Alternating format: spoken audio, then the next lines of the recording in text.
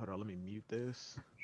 What is up, guys? It's your boy Yannick. Zoom's doing what it does and taking forever to show me the screen. But we got Silvers on deck, just like we had yesterday. And we got the legendary Uma Death Flag himself. Yo. You already know any character he's ever loved has died. I bet you he was a fan of Wally West and Young Justice. It is what it is. I was. See? So, my thing is, first off, Silvers, did you watch did you guys watch the third season of Young Justice? I got halfway through it, and I ended up. I don't even know why, but I ended up stopping and never going back to it. I think I'm waiting for the next season, which I'm not even sure if they confirmed yet. I don't think they've confirmed whether or not there's a season 4 or not. For me, like Outsiders ended up being really fucking good, actually. Oh yeah, for the most part, it was real like in depth, especially when it came to a lot of the a lot of like the fan service for a lot of the comic book community, especially when it came to one of my personal favorite Robins, Jason Todd, because in what was it? What was season 2? Outsiders. Outsiders is season 3. Yeah, Outsiders is season 3. Invasion is season 2. Yeah. There we go. And during Invasion, when they were going through the dead members memorial, we actually got the hologram of Jason Todd, and in Outsiders, like spoilers for anybody who hasn't seen it, like cover your ears. When they went to visit the League of Assassins, we saw Talia al Ghul holding a young Damian Wayne, and on top of it, a red hooded ninja who was speaking in slurs like a zombie called out to Dick Grayson, or he pretty much just said Jason. And I'm actually interested to see where that goes. I haven't watched all of it, so like I said, I haven't watched all of it, so I really don't know what they hinted at the very end. But I know that this season kind of gave a lot of fan service without much substance, if that's the right word. But I actually am like super excited to see where they take it. Like So with that plot line, they kind of let that one like marinate because they love to like set up stuff for the next season, plus address the shit that's happening like right now. But the one thing that go ahead. One of the things that I really really rocked with is that in season 3 they're like, all right, we're on a streaming platform now, so Cyborg loses his face, like the way like when he gets transformed or whatever, like yeah, they didn't hold back with the injuries and stuff anymore. Like there's a straight up execution done later in the series by a good guy that's like next level. Okay, that's a murder. That's a murder, sir. Like I ain't seen somebody do that and be considered a good guy in a good minute. So they're willing to go darker, especially once they got on the streaming platform, and I appreciate that. But that isn't to say that like Teen Titans didn't have its moments. I don't know if you guys remember the PTSD episode. Yeah, I've recently watched Teen Titans, bro. When Slade was beating his ass. Bro, like I said, I'm strangely prepared for this. That's season 3 flow. Because did any of y'all see? Well, hold on. First off, let me just go back to what I was about to say. Crap. They're on a streaming platform, but I think I recently heard something about DC Universe is actually about to stop their streaming services, or Really? they're in the midst of like they're planning to, but it's just rumors and hearsay. But Stargirl was supposed to be like their next premiere series on that streaming platform, and now I think it's on CW or HBO Max. Yeah, it is. Yeah, it is. Yeah, but yeah, Teen Titans had some real dark stuff that kind of stuck with me, with Slade, Trigon, Raven, and the whole betrayal stuff is, especially when it came to Raven, the betrayal with Terra, how Raven felt about it, how she lost control over it, how Beast Boy felt about it, and how they came back and just took her out. And oh Man, my god, okay. Raven was not playing when uh like Tara tried to show back up in their life. Like, oh yeah, no, came go away. came back ready to fight all of them. And she was like, "What's the matter, Raven? Aren't you angry that I betrayed you? I gained your trust and I just threw that away." She was like, "You're not going to get to me. I'm in control." And then she pulled the wrong cord. She's like, "We trusted you. We let you into our home. We treated you like family." And she was ready to tear her apart. If Terra really didn't lock her down the way she did, Raven would have let Trigon take over. 100%. Yeah, No cap. like, and the thing is that that's the other thing is that like the way Tara's used in Young Justice season 3, Yo, one of the more interesting executions on her plot too. Like she's used them both well, and for Young Justice for season 3, I remember them rescuing Terra, but I don't remember where they went from there.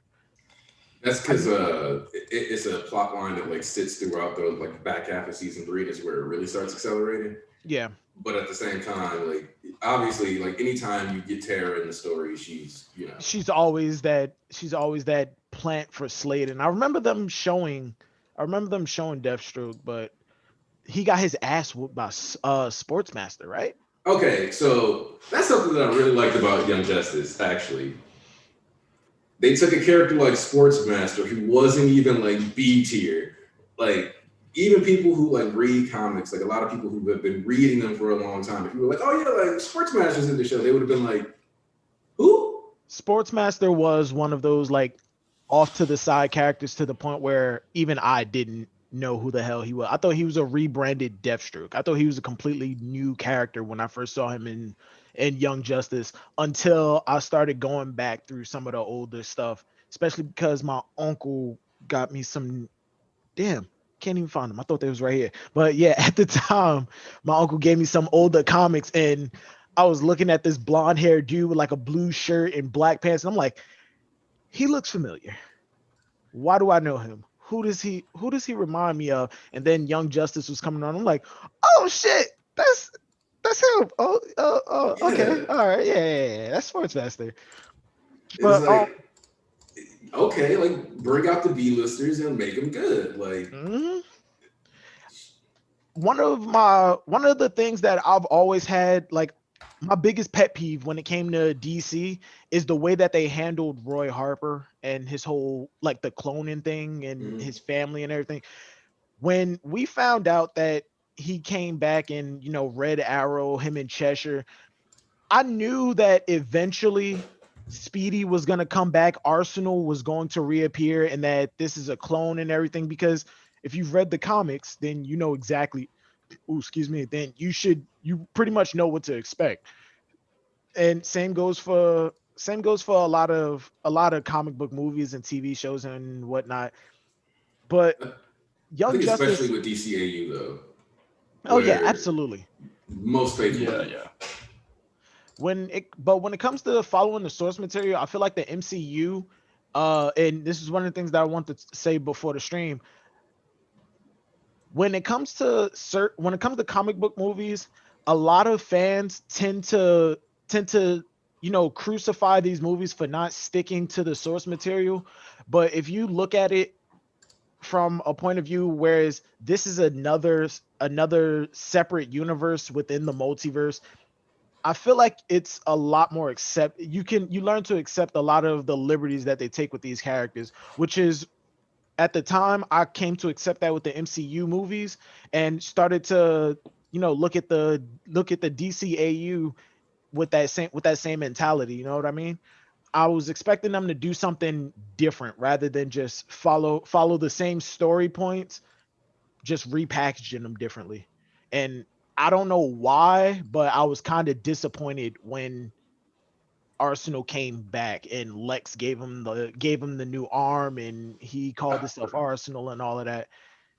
Like for me, it was kind of what made that interesting for me was that I felt like they had to like explore that, but they didn't, because like you didn't necessarily need to make that even a clone scenario, because it's not even always a clone when Roy goes through all these things, right? Because like in the comics, Roy has his heroin addiction that he has to like fight, like losing his kids to a giant teleporter, randomly got beat up in an alleyway, had his arm cut off, like all kind of messed up stuff happens to comics Roy. Oh yeah, bro. Have you been keeping up with Red Hood? Oh shit, they doing him dirty again. I fell behind on Red Hood. He when spoiler alert for anybody who has not been keeping up with Red Hood.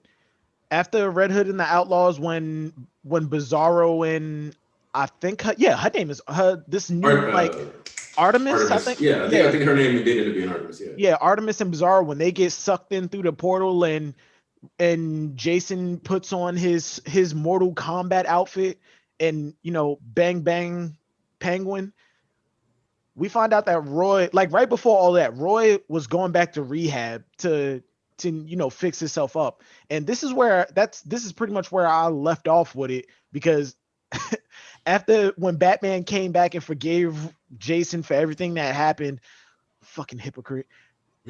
He told Jason like, yeah, Roy OD'd, like he relapsed and he OD'd in rehab. And I'm and talking to you about him. I'm like, damn, they really did my boy Roy dirty. Like in every single iteration of this character, he gets done dirty. Like Roy is not allowed to have fun. He's not.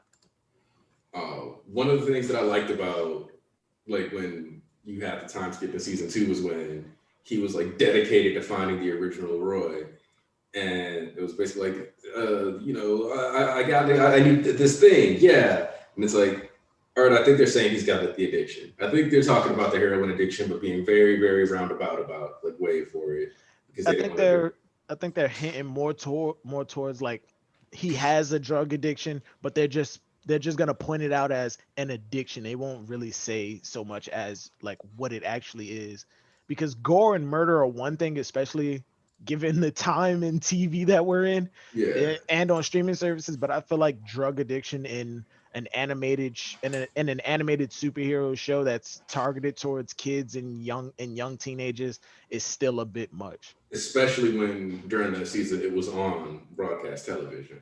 Mm-hmm. Like that season wasn't on a streaming service. It's kind of like if you rewatch Depths, you can kind of tell that Blue Beetle's friend, like Ty's mom, was getting smacked up, because like he kind of comes in there and is like, like he has to like he had a bad day, and dude's like, yeah, from what I hear, he's got a lot of bad days, and she's like, he's got good ones too. And like, wait.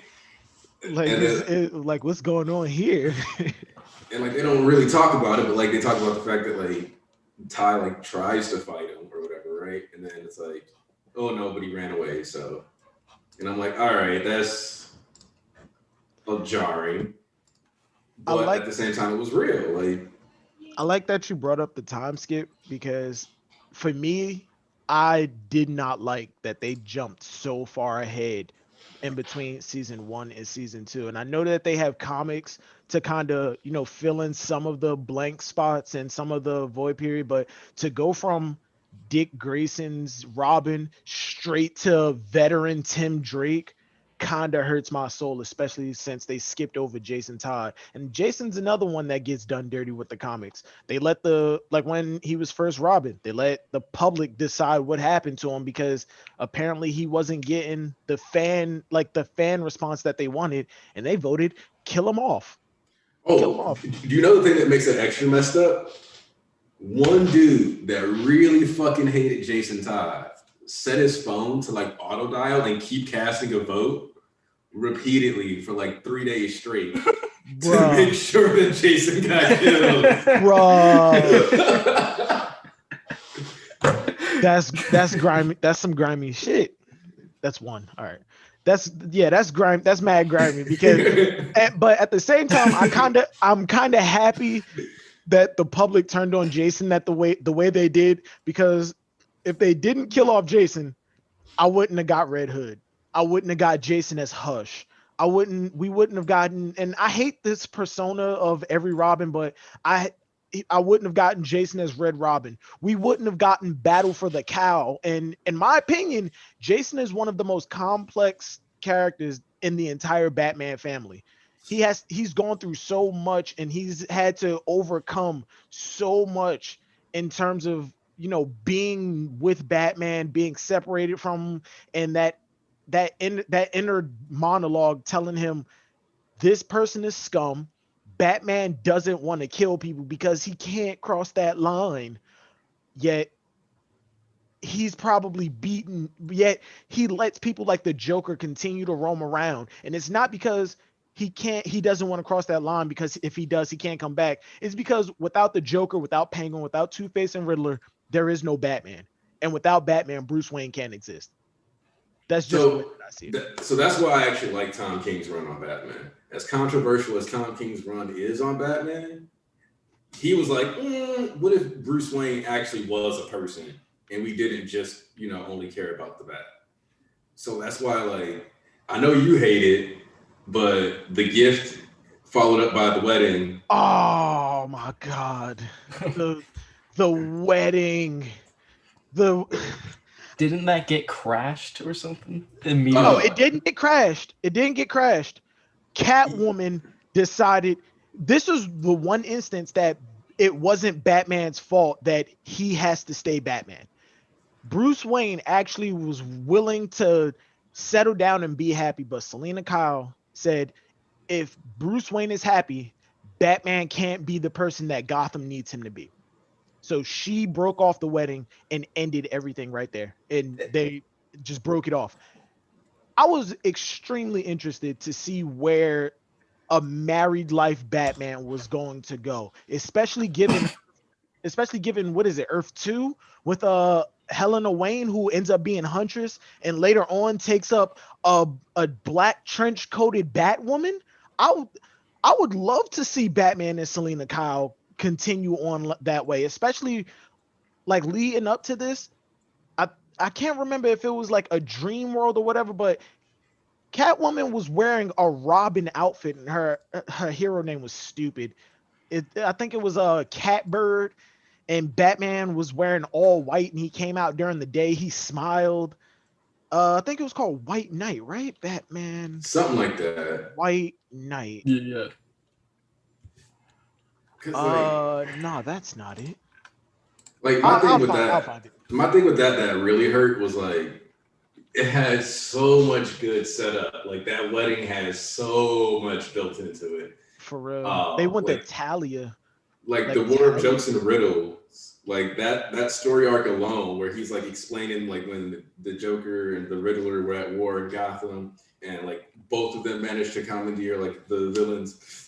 So you basically had like the My Villain Academia equivalent, like two villainous factions fighting.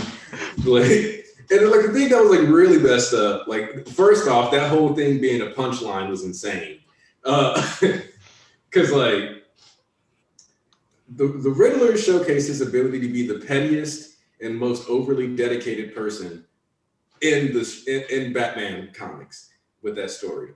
The reason why I say this is because he ruined somebody's entire life just so that person could eventually shut down and like ruin his plans so that the Joker could end up laughing. And then he failed to make the Joker laugh, but Batman was so sick of this shit that he almost killed the Riddler. And that's what made the Joker laugh. Like, yeah. Like, all right. For Riddler to personally, at least for me, for Riddler to be as smart as he is and as convoluted and complex and just overthinking everything that he does, how the hell is he so damn stupid? He fails at everything he does, yet it's always a point being made that the Riddler is one of the smartest people in all of DC. Like barring the omnipotent characters. He fails in like the most contrived reasons but like he has these plans that are so ridiculously contrived as well, right? So like I remember when he got his jailbreak during the War of Jokes and Riddles, he got it just by saying people's names. So he just like starts listening. He's like, Steve Johnson, Kelly Anderson, Mary Jenkins, blah, blah, blah. And every single guard is immediately struck with fear because as he's talking, what he's doing is listing off a family member from every guard as he's like walking past them. Because what he did was talk to each and every guard in the building about other guards and learn their lives. So, like, it was one of the coldest jailbreaks I've ever read. Yo, real quick, in your chat, George, Tim Drake does not go by Red Robin anymore. He is now dubbed the Drake. He no longer wears his new persona is just called Drake. It's a duck. It's the most deadly. It's one of the most deadly birds to ever exist. Oh. He's just the Drake. He ditched the cape, and this is one of in my opinion one of the like trademarks to prove you have finally moved on from Batman. You drop the Robin persona and you lose the cape. Once you lose the cape, you're done with Batman. Nightwing did it. Dick Grayson did it to Nightwing. Did it with Nightwing. Jason did it with Red Hood. Damian never really moves past it because he goes from Robin to Batman, and then in Batman Beyond he becomes the head of the League of the Shadows, and in some alternate realities he becomes a kid Batman. Like also like somebody else said, Dick is better as Nightwing. I think all the Robins get better. Oh, absolutely. When they get free of Bruce. Part of that is like intentional. Like they're mentally healthier when they're not around fucking Bruce. Yeah, Bruce is a toxic existence. He's self-destructive. He can't let himself be happy. And on top of it, no matter what he does, it doesn't matter if he has the best army in the world, which pretty much the Bat family is. He will always put them in a losing situation, and he may like talk it off as to being part of the grander plan to make them a lot stronger in the inevitable scenario. I don't know why I just stuttered like that. In the inevitable scenario of when he finally dies, disappears, or gets completely taken out of the picture, when in reality Bruce is just self-destructive. He sets himself up for failure just for the thrill that he may not come back from it. That's how I've taken to looking at Bruce Wayne, and I love him to death, and I concede that he is one of the greatest superheroes to ever exist, but he is a horrible person. He's a piece of shit of a character. That's two. He is a crap character who does not deserve to be happy. He says there is no reason to kill. Really? Bullshit. That's three. I'm done. That's crap. That is absolute crap. No reason to kill people, yet you lose control countless times and beat people to an inch of death until either Commissioner Gordon, Alfred, or one of the Robins pull you away. And that's only because Joker robbed a bank. Joker shot a pregnant woman in the leg. Penguin did something or another. But when Jason finds out that his entire backstory, his entire horrible life is all because of Penguin, because he set his father up to be the fall guy, had him killed. His mother was addicted to drugs. She died. He ended up in a murder orphanage where he had to fight for his food, his place on the bed, his place in the attic, which he didn't have up until he turned like 16. Finds all of that out. You're telling me that's not a reason to kill somebody? Jason blows Penguin's head off, and Batman comes at Jason and says, "I knew you were unredeemable. You couldn't be trusted." And Jason makes a point to say, "I've never even seen you hit the Joker this hard." That's a hypocrite of a character, in my opinion. And again, I'm not saying Batman is not a good superhero. He's just a crap person, and I hate him for it. I'm not gonna lie. I was talking to somebody about Captain America last night. And it's the same thing. To me, there's like a being moral to the point where you actually become just like an immoral, self-righteous douche, and like that's kind of what, like, see that. Yeah, like that's what like Captain America. That's the issue that Captain America and Batman both face, because it's like, oh wow, they're so brave and noble, they stick to their ideals, and it's like, 100 people just died because Batman wouldn't put a bullet in this nigga. What are you talking about? What is noble about that? Look, the reason that I will put Captain America above Batman is because Cap is an actual soldier. If he is on a battlefield, he has no gripes about picking up that gun and blowing your brains out. Batman, at no cost should you ever kill a person. Never use a gun. What? So you mean to tell me if Joker comes into Wayne Manor, puts bullets in Alfred, paralyzes Barbara again, shoots Selena, shoots Talia, shoots Dick, shoots Damian, everybody, turns Tim back into Joker Jr. I'm not sure if anybody else forgot about that. Oh yeah. Because Joker has done horrible things to every single Robin. Everyone. And that's including Carrie Kelly and Stephanie Brown. Yeah. If he does, Duke Thomas. And Duke Thomas. And Bluebird.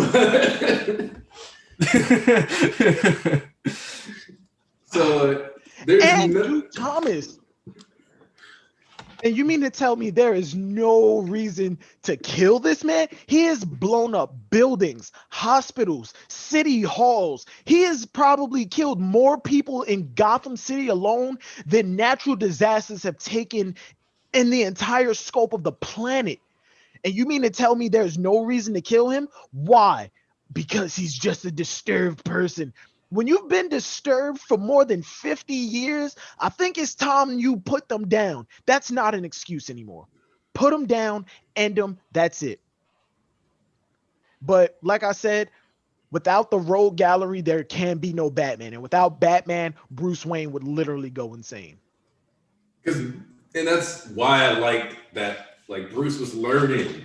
He was good. That's also, but like, and the thing is, like, the thing that I think really highlights that Bruce is kind of just like selfish to a certain degree is that the gift storyline, where Booster Gold goes back in time, saves Bruce's parents. Gotham is a complete hellhole. Mm-hmm. Like Dick Grayson is still Batman, but he's pulling up with the glamour, just like putting holes in people. Catwoman is completely batshit. Like Booster Gold like pulls up on Bruce, shows him like the recordings and stuff. It's like, hey, this is what the reality looks like when your parents are dead, and like it's actually still better than this. So you being Batman is for the better. It is for the better, but Batman himself already puts a fear into criminals to the point where there's like one bank robbery every 3 hours. Whereas if he wasn't gone, it'd be a constant string. Like the banks wouldn't even be open. It'd only be open for criminals to make a withdrawal. But also, my Robin ranks is the exact order that they like appeared in. I'm not even gonna lie.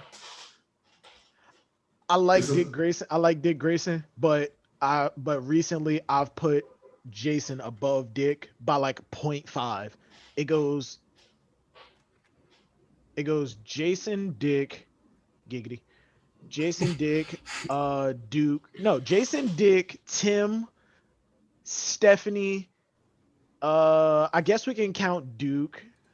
Nah, because Duke never took the role of Robin. Oh yeah, he didn't take role of Robin. He said, "I'm not your sidekick. I'm your partner." Okay, yeah. So no Duke. So yeah, then after that it's Barbara. Then Damian, then Carrie Kelly. I did not like Carrie Kelly. I didn't like that whole storyline in and of itself. I did not. I really did not like that. The whole also, Batman versus Superman shit. I think it's just been overblown. We agree that Red X was basically Jason Todd in Teen Titans, right? Yeah, 100%. They just never got to the point where they could reveal it. Oh, they're bringing Red X back in the comics. I forgot to hold up. It's a new. Yes, I do. The artwork. I follow the artist on Instagram, Twitter, Facebook, and all. He showed the artwork for what is the new story arcs called? It's Future something. And they got all of these different superheroes. There's a Brazilian Wonder Woman. There's like 2 new Flashes, there's always like 5 other Flashes we don't know about. There's a Brazilian Wonder Woman. There are 2 other Batmans, but I think that's just Bruce Wayne in different suits. But real tiny, real little, right by Brazilian Wonder Woman's thigh in the background, you see Red X in his actual original suit. No redesign, nothing. He's just there. I'll send it to you on Twitter. All Bro, right, when I saw that, I lost my Red X it's called Future State. Red X, Future State, Mystery Hero, Oh, another he looks clean. bruh. Smash, I'm gonna They did send him you the good.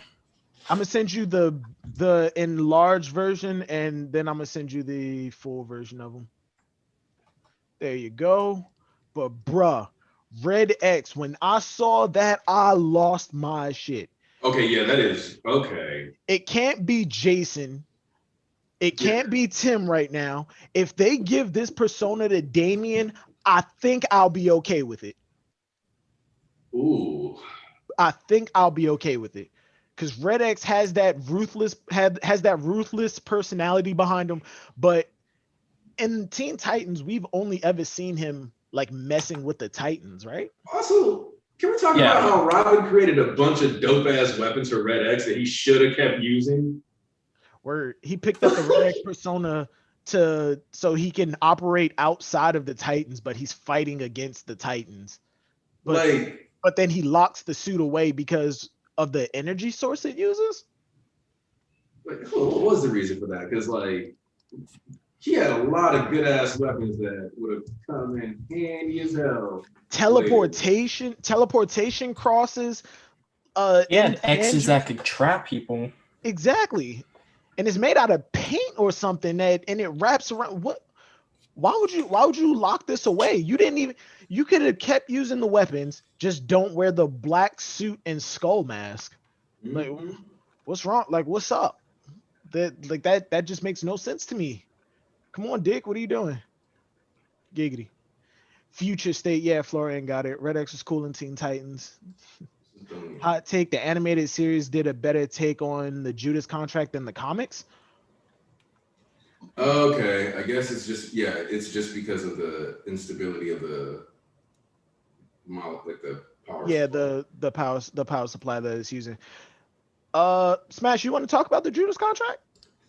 I actually did watch the Judas Contract, and that was actually another one of those movies that was done really well. Like outside of the Terra Slade pedophilia book. So the upside to this is that for the Judas Contract, Slade was never going to give her the D.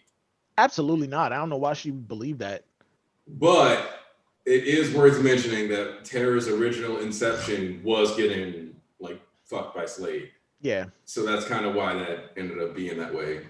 But in the comic, they had that come off as more of a mind game with Slade. Yeah, like a means to an end. Means to an end, like a disgusting means to an end. But in the movie, they made Terra just like overly horny. I'm not even gonna say over sexualized, just way too horny. Like that they made it seem like the penis was all she cared about, and she was chasing that. That part was really weird. I think they wanted to upsell how one-sided it was, but just definitely made for some awkward scenes instead. When she walked in with lingerie and rubbing on Slade, I had to fast forward through that part because I was afraid a sex scene was gonna come. And I can't even blame you. I was like, is this about to happen? Yes, and given how the DC animated movies were going, I would not have been surprised if they threw that in. Because killing joke. Oh yeah, that too. We could get to that later, but yeah. Okay, so on one hand, DCAU honors the comics well. On the other hand, some of the shit you can let go of. Yeah, right. Because on one hand, I've realized that I usually like when the stuff is honored more than when it's not. Like with MCU, for example, I'm one of the few people who fucking hates Thor Ragnarok. Who likes Thor Ragnarok? Yeah. who likes the Ragnarok? I get that the comedy was okay, but all in all, they turned Planet Hulk into a quick pit stop. My issue is they wasted. Okay, so a lot of people love Thor Ragnarok. Like I get why, like if you laughed a lot, and you were like, "Oh, this is like entertaining for me. This is funny." But like, there's people who have Ragnarok in their top 5 MCU films and all kinds of shit, and I just can't see it. Like for me, Ragnarok is another case of I want to be funny, but I also want to tell a serious story. So the entire movie just has tonal whiplash for me, where and I feel like it wasted Planet Hulk and the Unworthy Thor's plot lines. If Odin's son, the Unworthy, has to be one of the best runs I have ever had the graces of ever reading. And it's one of the only reasons that I would like them, but not anymore because they've already wasted Beta Ray Bill and the Unworthy storyline unless they mix it up a little bit. Because with the whole Ultimate Universe and 616 collision and the Ultimate Universe being in ours and like there's still parts of it floating around in space and whatever. When Thor loses his hammer and he goes looking for Ultimate Thor's hammer and he actually grabs it and goes, this hammer belongs to another that is still yet to come home. And then it just flies off. That entire thing when Beta Ray Bill shows up, the entire fight when he gets his arm. Why does Thor still have his arm? I was expecting in Ragnarok for at least for that to happen. Nah, he lost an eye, and then in what was it, Endgame? No, not Endgame. Yeah. Infinity War. He lost an eye. Yeah, he lost an eye in Ragnarok, and then in either Infinity War or Ragnarok, he gets it back. Yeah, it's Infinity War. Infinity War, Rocket gives him a mechanical eye that he pops in and. So there was zero consequences for any of that stuff. Except now Asgard is gone and like more than 50% of their population is gone because he wiped out because half of the population was wiped out during Ragnarok, and then Thanos wiped out another half that was on the ship. But they got that 50% back anyway. No. Remember, he killed them. He just straight up killed those people. Oh yeah. Not the snap. He wiped out that half, and then with the snap, 50 of them was lost again, and then they came back, and now the remaining Asgardians are all on a small shore town in Norway somewhere. Yeah, like the other thing is they gave Thor Stormbreaker, which that's Beta Ray Bill's hammer, which we already know who we already know is in the MCU because of Thor Ragnarok. Look at the tower. Beta Ray Bill's face is sitting right there. It's right there. Yep. Like you can't be like, canonically speaking, Beta Ray Bill exists. His hammer is here, but we're gonna throw that completely away so that we can just give Thor a new weapon to make sure that Mjolnir getting destroyed doesn't really matter. And then in Endgame, we're gonna make sure it really doesn't matter because he's gonna go back in time and get Mjolnir back. Like, I like the one thing that fight scene was dope. Yeah, but I didn't like Dad Bod Thor. I didn't like Dreadhead Thor. He looked like a pothead. I have too many experiences with white guys with dreads, especially the dirty dreads. Make me uncomfortable. But dual Thor was cool. Like dual hammer Thor was cool. I guess bringing back Mjolnir served the purpose just to give us worthy Cap, but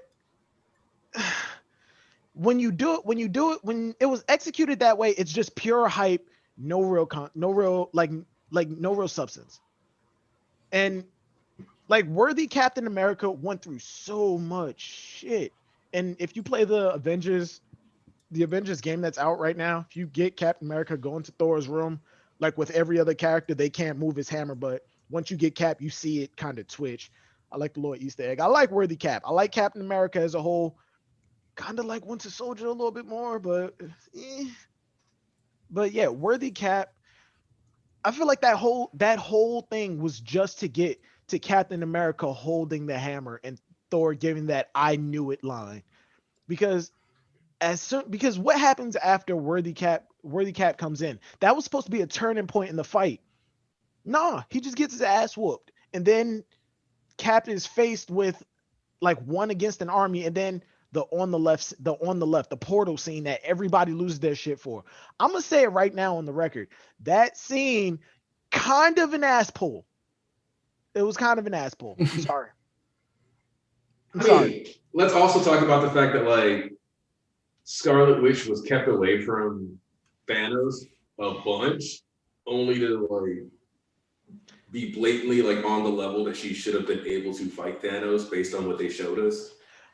Apparently, or the fucking Thanos like just getting to hit Captain Marvel with the Power Stone once and just her flying out and like never being seen again. Him with a full glove, they were going evenly. He pulls out the Power Stone and uses that by itself and sends her flying. They kept Captain Marvel and Scarlet Witch away from Thanos because they knew there was no logical way for Thanos to beat them. Like, just straight up. They got rid of Vision in a pretty decent way, because I understand that. But Scarlet Witch, and apparently all of this is going to be explained in WandaVision and Doctor Strange Multiverse of Madness, which the multiverse I'm gonna talk to you about, Smash, because Jesus fuck. My bad, I went over my 3, that's 4. No, you're fine. That you get 3 rules of Joe. Yeah. Nah, I'm trying to clean up my language. I am. But apparently all of that's gonna be explained in Doctor Strange Multiverse of Madness and WandaVision. But Wanda is supposed to be Scarlet Witch. To hell with calling her Wanda. They still need to hurry up with the X-Men so we can explain all of the relationships that make those characters interesting.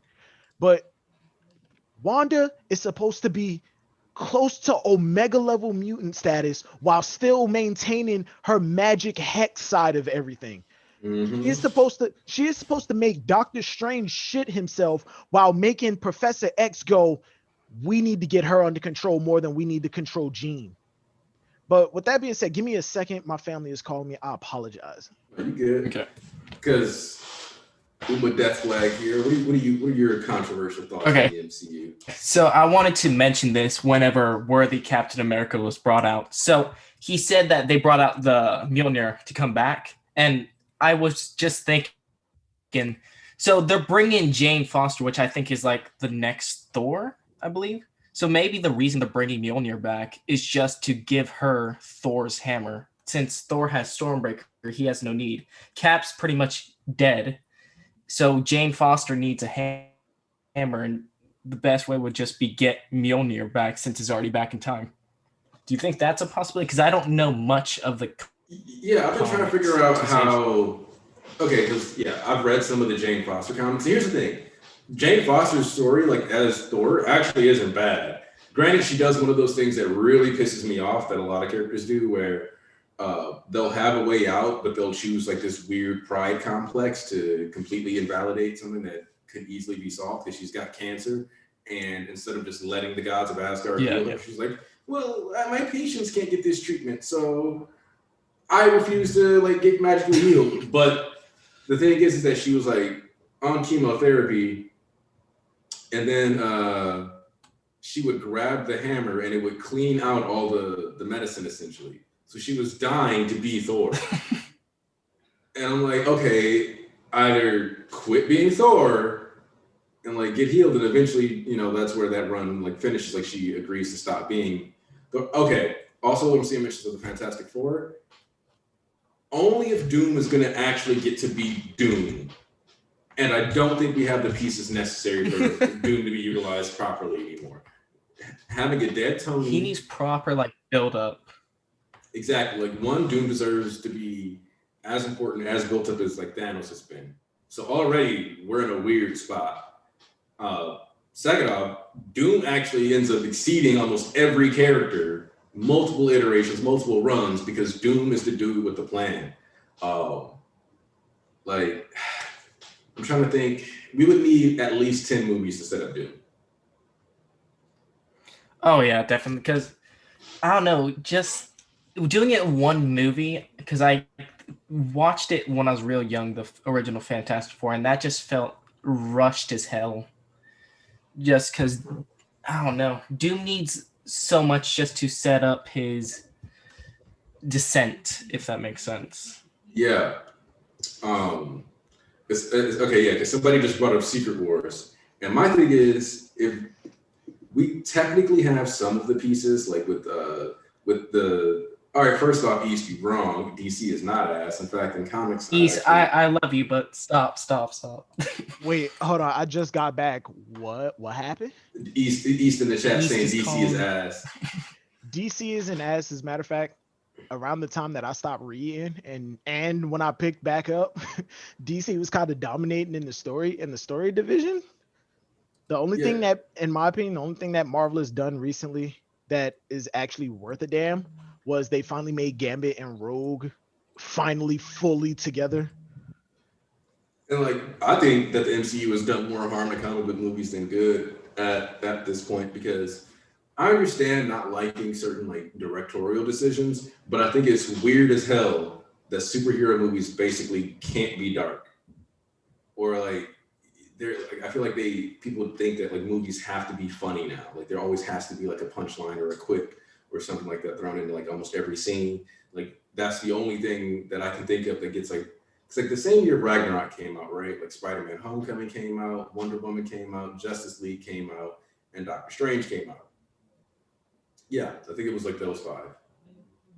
And like for me, it was kind of like Homecoming was the most balanced because at the end of the day, Spider-Man is supposed to make jokes. But then I was like, yeah, like Justice League and Wonder Woman were both better films for me than Doctor Strange or Ragnarok. Doctor Strange was a beautiful, like fucking acid trip of a film, but it was not that crazy. You know what I mean? Like it wasn't like revolutionary. It wasn't super dope, but and yeah, Nolan movies are well, actually, I would say The Dark Knight specifically eclipses most of the MCU, but The Dark Knight Rises is actually kind of a clown fiesta. Something about not sticking the landing of a trilogy and comic book movies just kind of go hand in hand. Which The Nolan movies, controversial opinion, I don't like the Dark Knight movies. Not a fan. I was not a fan. Only thing that I really took away from the Dark Knight movies was Heath Ledger was amazing. Um, and Joseph Gordon-Levitt being set up as a potential Robin was no, that was the way they execute that, no, that was trash. no. Being set up as a potential Robin, I was interested for the future, but I didn't like how they did it. Because first off, that the character he plays is not Robin. That is a completely different character in and of itself. His That is a name is Johann Blake. bro. No, not even that. His full character, Johann Blake. Yeah, he took on that character and gave him a different name. But the character that the literal character that he plays, the name and all, is a separate character in and of itself. It's a little kid that showed up in like the 60s that the Joker was messing with, and he said his full name and his last name was and his middle name was Robin, and that's it. That's it. And for Nolan to kind of like throw in the Easter egg, I like your middle name. You should use it more, Robin. That was George Clooney Batman levels of cringe. But still not as bad as the nipples on the bat suit. Hey, I'm tired of people coming for the bat nipples. All right, the bat nipples are iconic. The bat nipples are iconic. All right. What's worse, bat nipples or rocket propelled bat ears or shark repellent? Bat nipples. Oh y'all capping. Also, like I'm kind of disappointed because they care so much about the TV Flash that they didn't let the TV shows and the movies have a shared universe. And No. They do. They they're do. fixing that? Is that No. They did fix it. You know what it is? the TV shows, Legends of Tomorrow, Arrow, Flash, and Supergirl, they had their Crisis on Infinite Earths. Because you remember back in like the early 2000s, there was a show called Birds of Prey. Helena Wayne, Batman and Catwoman's daughter, Birds of Prey. They had that TV show.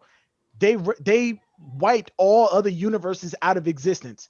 Canonically, the DCEU and the DC television series universe do not exist at all. Like when talking about them separately, they don't exist in like comparison to each other. In relation to each other, they do not exist at all.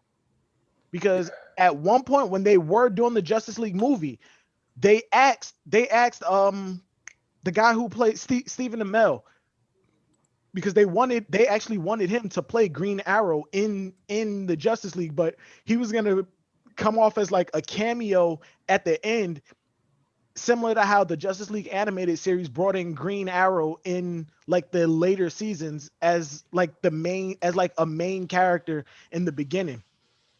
But yeah, they were gonna have him in. They were talking to August something, I think his name is, the guy who plays the Flash. They were talking to him. He said he wasn't interested in doing it. He likes the show. He's gonna stick to the show.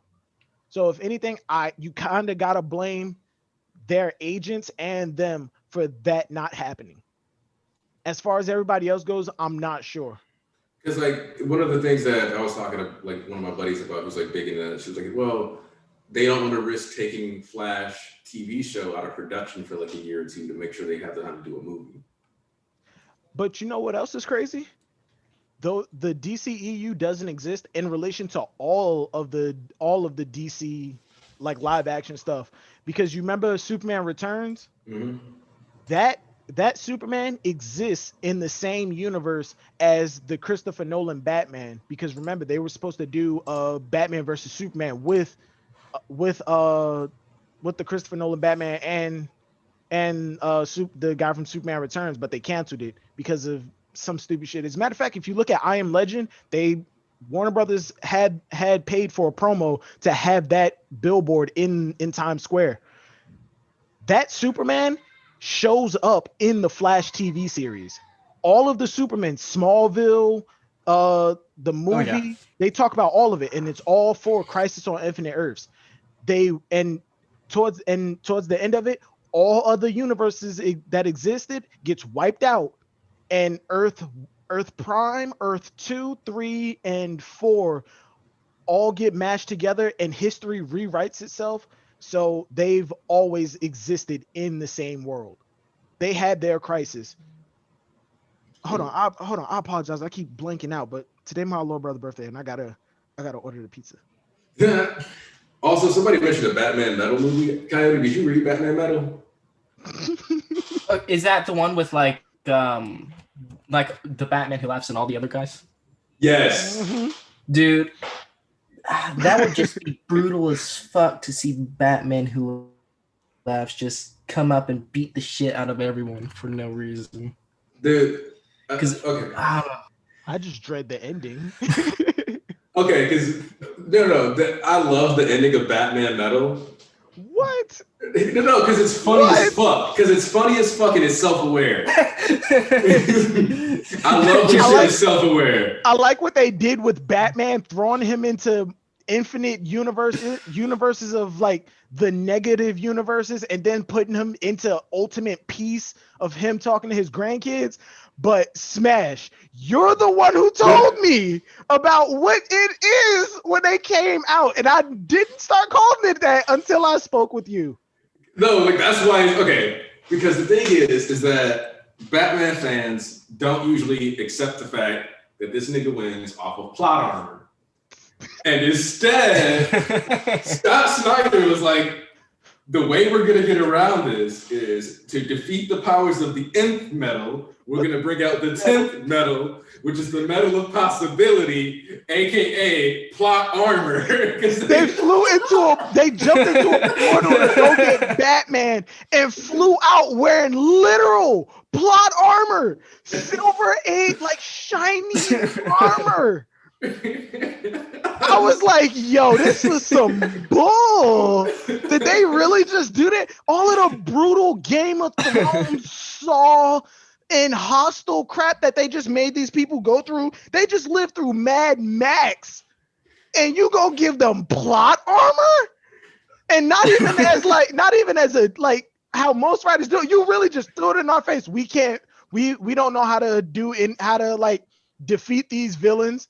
So instead of having a god come out of nowhere, we're just gonna give them plot armor. As a matter of fact, draw them in shiny armor and call it 10th metal. We've never mentioned it before. we gave them baby Doomsday.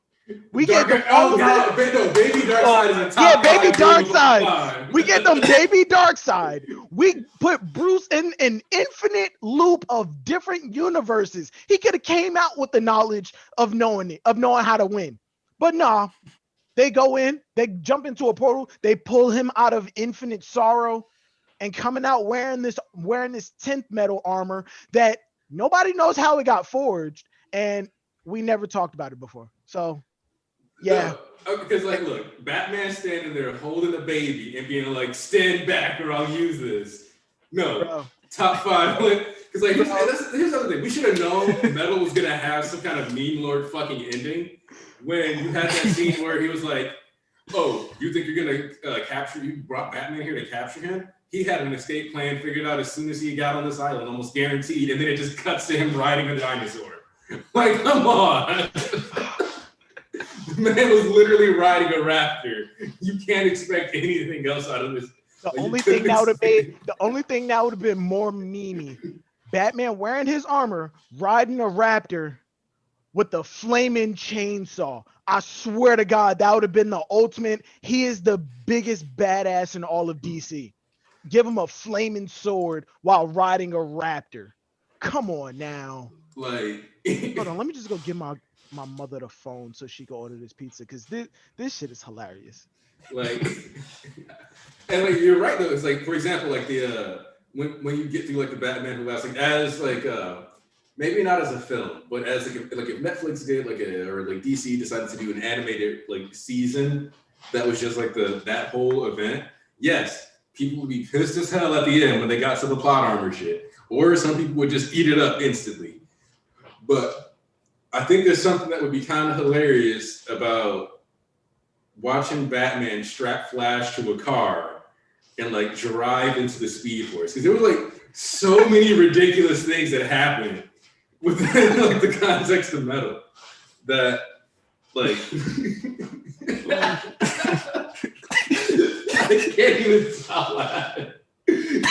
All the ways, because like Batman, like it's always so contrived, right? So like the idea that he could like strap Flash to a car, and that was what was gonna like make him capable of stealing the Speed Force from him, so that he could be the hero. It's just so asinine. Oh my god! But okay, but like so stupid.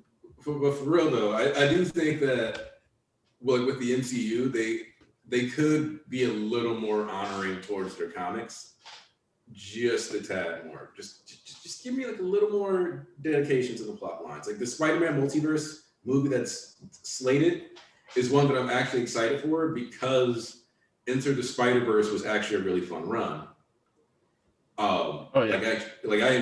Especially if we get Spider-Big, right? Like we got the Spider-Verse movie with Miles Morales. Like at that point, like you can let anybody in.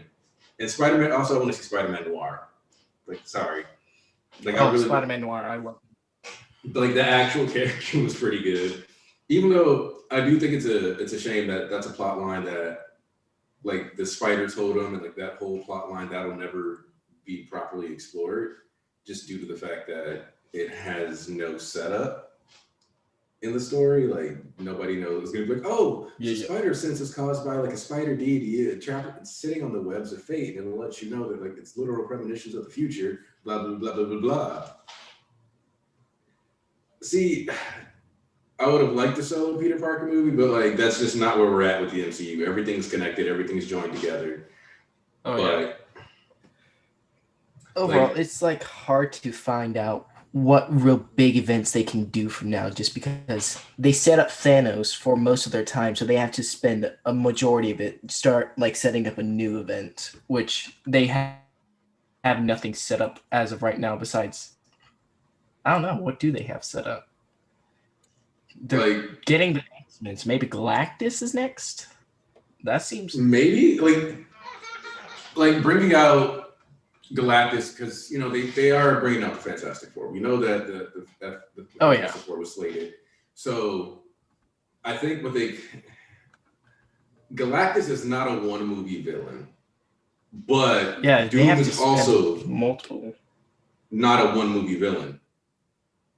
Like if you use Doom as a one movie villain, you're wasting the character. Someone's get screwed over. One of them is getting doomed. Galactus is a good enough villain that it makes no sense to waste him on one movie either. So, and that's not even okay. But at least we have ideas for where they can get their villains going. If the MCU was more willing to keep their villains, you could get some of these more factions and things like that. Like Namor still is like yeah. But like if they wouldn't have murked Thanos already, you would have had the chance of getting the Cabal thing going. Like Galactus needs a phase. Like the Secret Wars we can't even do a proper Secret Wars. We can't do a proper Secret Wars because we don't have Thanos. All right, I'm back. There's just a lot of missed things they could have done. We also can't do Secret Wars because they already blew Ultron and Hank Pym is not Ant-Man. Yeah. Man. You could tell they really did not think past phase 3 when setting these characters up. Oh no, because Infinity War was supposed to be the big end. Because remember, Robert Downey Jr. said that he was done with the character completely after Iron Man 3. Because Iron Man 3 was I'm not gonna say it was like such a flop, but it didn't make what they anticipated. And Robert Downey Jr. was just like, yeah, I'm done with the character completely. That was the full ending to his character. He got the arc reactor removed. Yeah, man. And when I look at DC, what I kind of want them to do is just stop making movies. Like they can either stop making movies because if they just stick to animated, I'd be happy with that. They do a lot of good stuff with the animated stuff, like DC All in the Family, like the All in the Family run where you have like the Batman, Nightwing, Red Hood movies, like all these chains of events. Yeah. Like these animated stories that have consistent runs through them. Like spend more time on Young Justice. That's been great. Spend time on Teen Titans if you want to do that. Like whatever. Don't bring back Teen Titans Go. But like. All right, can I say something about Teen Titans Go real quick? Say what you got to say about Teen Titans Go. Sure. Say what you want about it. The memes are horrible. The twerking is stupid, but it's not that bad. It's not that bad. Wrong. No. Hear me. All right. Let me explain. They got the jokes land for the most part. Some of them are cringy because they're trying too hard to connect with an audience that's just like too young. That's too young to get these memes that are older than we are. Oh, Smash! I forgot. Me and you. Yeah, we got the same birthday. Yeah. Happy almost birthday, bro. We halfway there. But yeah, the jokes land. The memes are too old for such a newer audience. But like I said, the jokes land. I can't put it any better than that. The jokes land. Okay, here's an example. One of the skits that I remember watching that I was like, all right, fine. This one I'll give some points to. There was the one where like they interacted with the Young Justice group. And they were like, we're gonna get serious. They said we're gonna be serious. We're gonna be serious. And then Young Justice came in and they were like, they're super serious. They're amazing. And then they got serious and the art style changed and all that. Yeah. But the joke that I like the most is when Control Freak came in and said, that's it. You guys suck. I'm rebooting you. He was like, you can't reboot us. He was like, yeah, I did it once before. And then he showed them a montage clip of all of the original Teen Titans. and they were crying, going, "That was so beautiful. Wait, what happens in the next season?" Well, there isn't a season. He's like, "You monster! You rebooted them? What's wrong with you? There was no serious conclusion." And Control Freak was like, "Yeah, maybe it was a mistake to reboot those Titans, but it won't be a mistake to reboot you." So he said, "So stop with your fart jokes and stop it with the memes and get real, or else I'm gonna reboot you, bro." That the jokes in Teen Titans Go kind of land, and there was a song that Beast Boy did called "Catching Feelings." No, it was Chasing Villains. Chasing villains, catching feelings. So you know what it is. You know what it is. You know the song. It was kind of a banger. I'm not gonna lie and say Beast Boy didn't have bars in a couple episodes. That's what I'm talking about. It just wasn't working for me. But I'm not gonna sit here and say you absolutely have to watch Teen Titans Go because of that. Because if anybody asks me, "Yo, do you recommend Teen Titans Go?" Fuck no. No, don't watch that. But if I'm talking to actual comic book fans and fans of, this extended universe, I recommend you give it a try.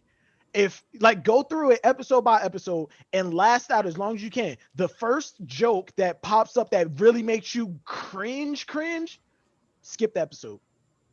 That's what I did, and I made it through most of the seasons.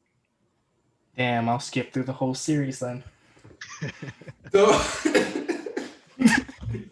I mean, that I do want kind of a Flashpoint movie thing to happen, where we get similar to Days of Future Past, reset the timeline, but then build up these characters individually, let them have their own things going for a while before you pull them together. One of the things that I liked about...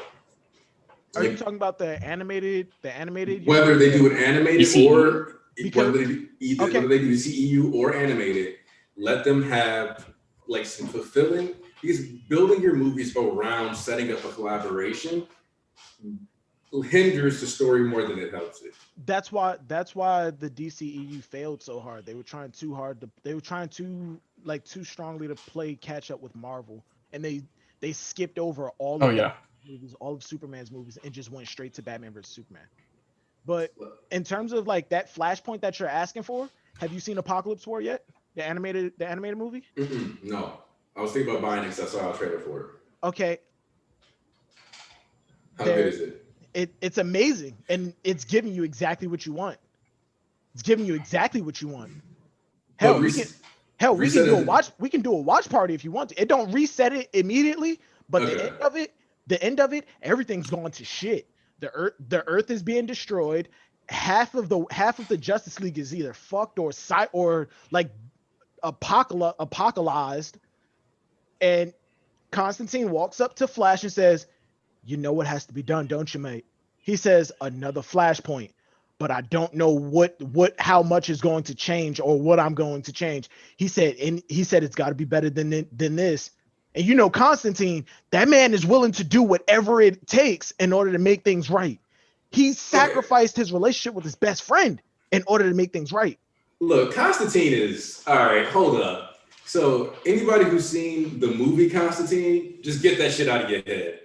Keanu Reeves is amazing, and if that was a movie that wasn't Constantine, make a Devil's Advocate movie and just look at it like that. That is, but as Constantine, as Hellraiser, no. Because Constantine is one of the biggest douchebags in the DC universe. Hands down. No, I'm calling you on that. He is not a douchebag. He's a realist. He understands what needs to be done and does not care what needs to be sacrificed in order. No. When the worlds were collapsing, he started sacrificing people in order to save his family. Yeah, he was throwing people to dark side, just launching them like bullets. Okay, he's a realist. He's a realist though. No, it has to be done. He understands the sacrifices. No matter how bad those sacrifices are, it's always going to turn out. It's always going to be okay. He'd rather take the bullet. because think about it this way. Like I remember reading Constantine, and because I got like when the rebirth cycle was starting, I got some like his early issues or trade paperbacks, whatever. This dude fucked over somebody in less than like it took him like less than an issue to like just get somebody killed that he was supposed to be helping. He constantly does shit like that where it's like, bro, what? Yeah, that happens in every issue. Like, he always gets somebody killed because he's contracted to save somebody who was cursed by some kind of devil, demon, or somebody that just ultimately fucked them over. He goes in, he saves that person, but he'll ask the parents who hired him to save their daughter, what are you willing to sacrifice in order to save your daughter? They say everything. We are willing to give up everything. And he wipes their memory. He wipes the daughter's memory of both of her parents. She's alive. She goes in to live a better, beautiful life, but she doesn't know her parents. Her parents can't be with their daughter, but she's alive and she's safe. Sacrifice, an action, reaction, consequences need to happen. That's why I love Constantine. Hell, for my DCOC character, who is a son of Batman, but shut up, Smash. Batman ain't raised him. Batman ain't raised him. Son of Selena Kyle. Shut up, Smash. Damn. Son of Selena Kyle and Batman. Batman don't even know about him. He's older than Dick. But giggity. But he wasn't raised by Batman. You know who raised him? Constantine. Because Constantine's a realist. I love Constantine. He's a realist. He knows what needs to be done. He's willing to do what needs to be done. And he understands that he is flawed. The world is fucked. And there's nothing you can do about it. So the thing that I will say is that I do like the way Constantine's magic system works in comparison to like most manga, anime, etc. Because like, yeah, there is always a cost. Like it's more like alchemy. Beast Boy and Cyborg are possibly the most annoying characters in the series compared to the original. Those two alone make Teen Titans Go unwatchable. Yeah, I felt like they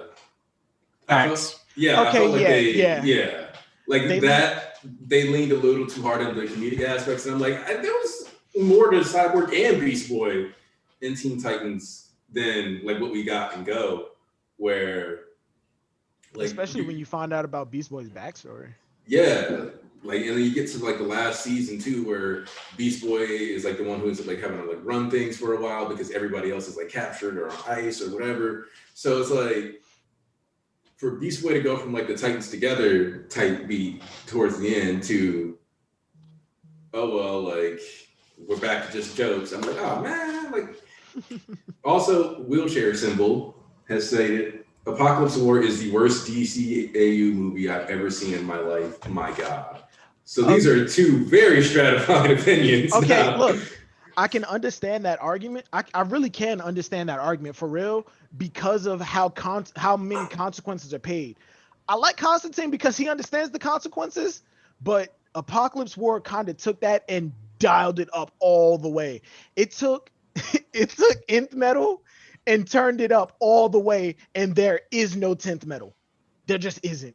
It's not happening. It fucks over everybody, and then it feels like it's only doing all of this just to set up a new flashpoint. Hey, I am prepared for this. Ooh.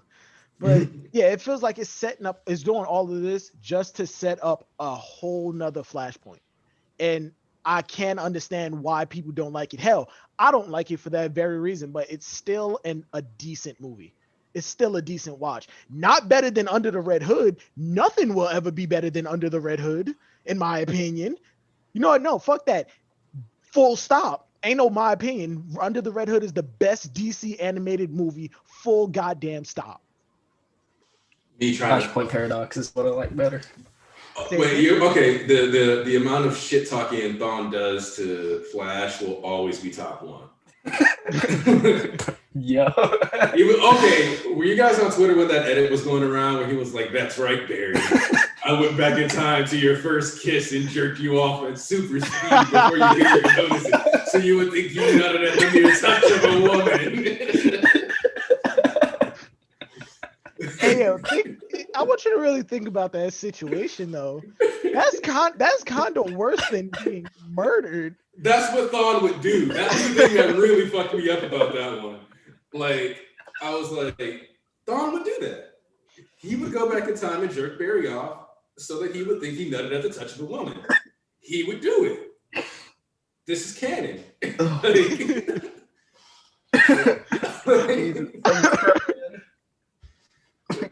I can't, like, it's like, I was like, well, that's literally the best meme edit ever, because I saw it and I was like, was that real?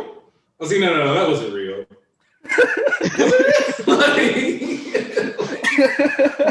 That's how good it was, because I'm like, I said, I went back in time and jerked you off at super speed, so you thought that you nutted at the mere touch of a woman. Like, I can't argue with it. You know what I mean? That's diabolical. That's pure evil. I've actually been meaning to watch the Doom Patrol. I should just cave. My friend Courtney's been trying to get me to use her Plex server just to like watch some of this stuff. I heard Doom Patrol was okay. Like it was good. No, I'm not even gonna say it was okay. I heard it was good, but yeah, it was good. But the quality of like the production quality just looks like stage play to me. But at the same time, you really can't go off of that, because when I first saw Umbrella Academy, I thought that was gonna be kind of trash. But I don't know. I've been meaning to give it a chance. Same with Titans, because I heard that Titans is actually pretty goddamn. Yeah, that scared the shit out you too, right? Yeah. I heard Titans was real good, especially given the stuff that happens in later seasons and who they're introducing in the next season when it comes out. Like, I've been meaning to give it a watch too. Smash, if you want to, we can watch party that together. Yeah, we might have to. Just give me a time. Just give me a time and day. We can knock this out. Okay, because you've asked us about The Boys twice, so I'm gonna address The Boys. Ooh. I am 6 episodes into season 2, so I've not seen episodes 7 and 8, so I can't talk to you about this. I enjoy The Boys. Smash. Do a full stream on The Boys. Do a full stream on The Boys. I know Shisui will get in here for that. For The Boys? Yeah. When I finish The Boys, then yeah, that'll be on the table. And so, you're in season 2, so you already know about Butcher and everything. Right. There's a movie coming out that says what Butcher was doing between season 1 and 2. Word? Yeah. They're creating a whole movie for that. All right. I mean, it's not like a full cinematic movie. It's more like a TV movie that just tells what he was doing between those 2 seasons. You know, in between like Homelander at the end of season 1 and the restaurant and beginning of season 2. Okay. Because like I like The Boys. I think okay, so The Boys, like how you mentioned that the cursing seemed a little like middle school level and stuff. I do feel like it's a little overhyped because of how gory it is, but only a little overhyped. Like there's like a little bit of like, it's not the greatest superhero thing I've ever seen. Like, oh yeah, as far as superhero like cinematic shows or movies go, it's not the best. It's just that it takes the dark. It takes a different approach to the superheroes, because in recent years, I feel like superhero movies have become like mad oversaturated. And now it does what Brightburn was doing. It does what Watchmen was doing. It takes those superheroes that are always in the limelight and saving people and just says they're all assholes. Like what if they just fucking sucked? Like that's like the point. Like what if they actually just suck? Because at the end of the day, it's mostly about the check for these dudes. Mm-hmm. Like A-Train getting addicted to the compound V, that was literally just him trying to make sure he stayed on top. The reality is like, dude could have just been out here not worrying about whether or not the next dude was going to be faster than him. still getting paid, still rich, still successful. But no, like right away, like he was an extremely selfish person. Especially when you get that scene when they were sitting in the bar, he was like, "Bro, when I ran into that bitch, I swallowed her tooth." Bro, I'm so excited for you to finish this season because me and Shisui, Shisui and a bunch of other people were talking about the boys in depth. Like it's a level of thinking that I don't think that I've discussed with somebody with in a long time. Here's the reality: I should be done with the boys after tomorrow. So, because like Wednesday is usually my watch day with two of my friends, so they'll probably come over tomorrow, watch the boys. Then after that, I'll like hit you up and we can coordinate another stream. There's a chance let me see if my buddy's gonna be here on Friday. Because if he's not gonna come through on Friday like he's supposed to, then we can do the boys stream Friday. So that's not a promise for people in the chat. That's just we got tentative potential for the boys stream. Let's go. Hey, Ponzu. What's up, Ponzu? Oh man, damn. Sorry guys, I fell asleep just before the stream started. I wonder why. Mister, I was up till 8 a.m. Oh man, I went to my courses at 10. Then I went to Brussels to do some shopping. I came back around 4 p.m. here. I thought to myself, okay, I'm gonna sleep like 2-3 hours. I slept around like 6, I think so. I woke up at 9ish. I thought to myself, okay, it's good. I can hold it. No, you sleep. Hey man, your first mistake was saying I'm only gonna sleep this amount of time. I swear, the second you internalize that sentence, your body is like, "Oh word, oh word." And I did it, I woke up at 9, but just like my body was like, nah, come back here. You need more. And and I felt, and my weakness, I felt my weakness, man. Hey man, I basically did the same thing. I was like, I woke up at like 7, 8, looked at Twitter, saw that dude that was like, is KNY better than MHA? Here's a poll. It was like 1,500 votes later, MHA 75% to 25%. It was like, retweet, sleep, wake up, saw a second poll, nigga, same results, retweet, and like finally got up. Made a steak, had a nice steak, egg, and cheese bagel, or a McMuffin, plus just some nice steak. Then I was like, all right, I can finally do the stream. Got the shower, So yeah, Bones, all right, you just got here. So real quick, your thoughts overall on like the health of the MCU for comic book movies in general. How you feeling about Teen Titans and Justice, just in general, just kind of spit around on like your DCAU in general. Like, what's your stance on like the comic medium and its like TV shows, etc. going on right now? Wow. So let's start with the last thing that I watched was Young Justice. That I never expected to like it that much. It was great. Really, the first 2 seasons, the second season, wow, man, it was built different. Oh man, it was built different. Batman, the way that they put Batman, they portrayed Batman in the story, and the impact of Batman on his team was perfect.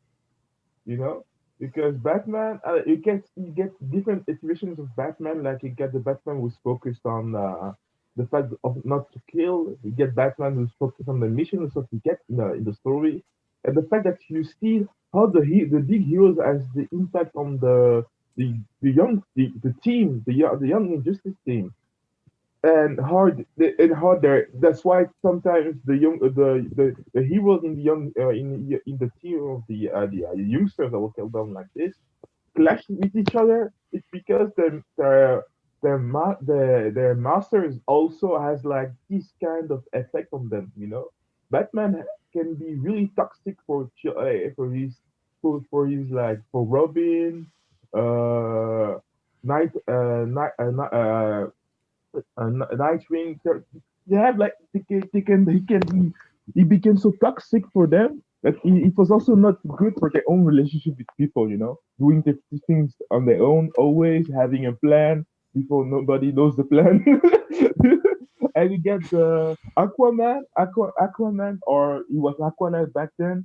He was I love the portrayal of this character in the first two seasons. Uh, how he was like the leader. I never expected him to become a leader, you know. But and he used that really well because in that team you could have two. I would I never expected him to become a leader because you had Robin. If you get Batman, in your the leader. I forgot his name. His real name of that Robin in the first two seasons. His name was Jason. Calder. Oh, okay, Dick okay. Grayson. It was Dick Grayson. In the stories of Batman, he is like the leader Robin. You know, you get Jason Todd, you got Tim Drake, also the child of Batman. But the one who's appointed as a leader is always uh, uh, Dick. Dick Grayson, and but you have but he's following or Aqualad, Calder. You get also the whole team with like young Flash, the young Flash there. Oh man, Yeah, when he see, fight himself. Oh man, I wasn't expecting this. okay, I like the fact that you mentioned Batman being toxic influences on them because what were we talking about earlier, Silvers? Oh man, this was Exactly that. this really that series really showed me that people if you understand what heroes are, we can still make great stories about it. You know, it can be flawed, but it always being flawed is not a problem for a hero. But a hero, the strength of a hero is in his virtues. It is because even they know that they are flawed, they do their best to follow the right path. You know, that's what that makes them a hero, and that's what we see every time in this story. But for young people, literally, uh, that's what I really love in the story. Teen Titans, and this is a long time that I watched this, but I watched some clips here and there. The team, I love the connections in this team. My favorite character was always I forgot her name. No, the girl with the child of Trigon, Raven.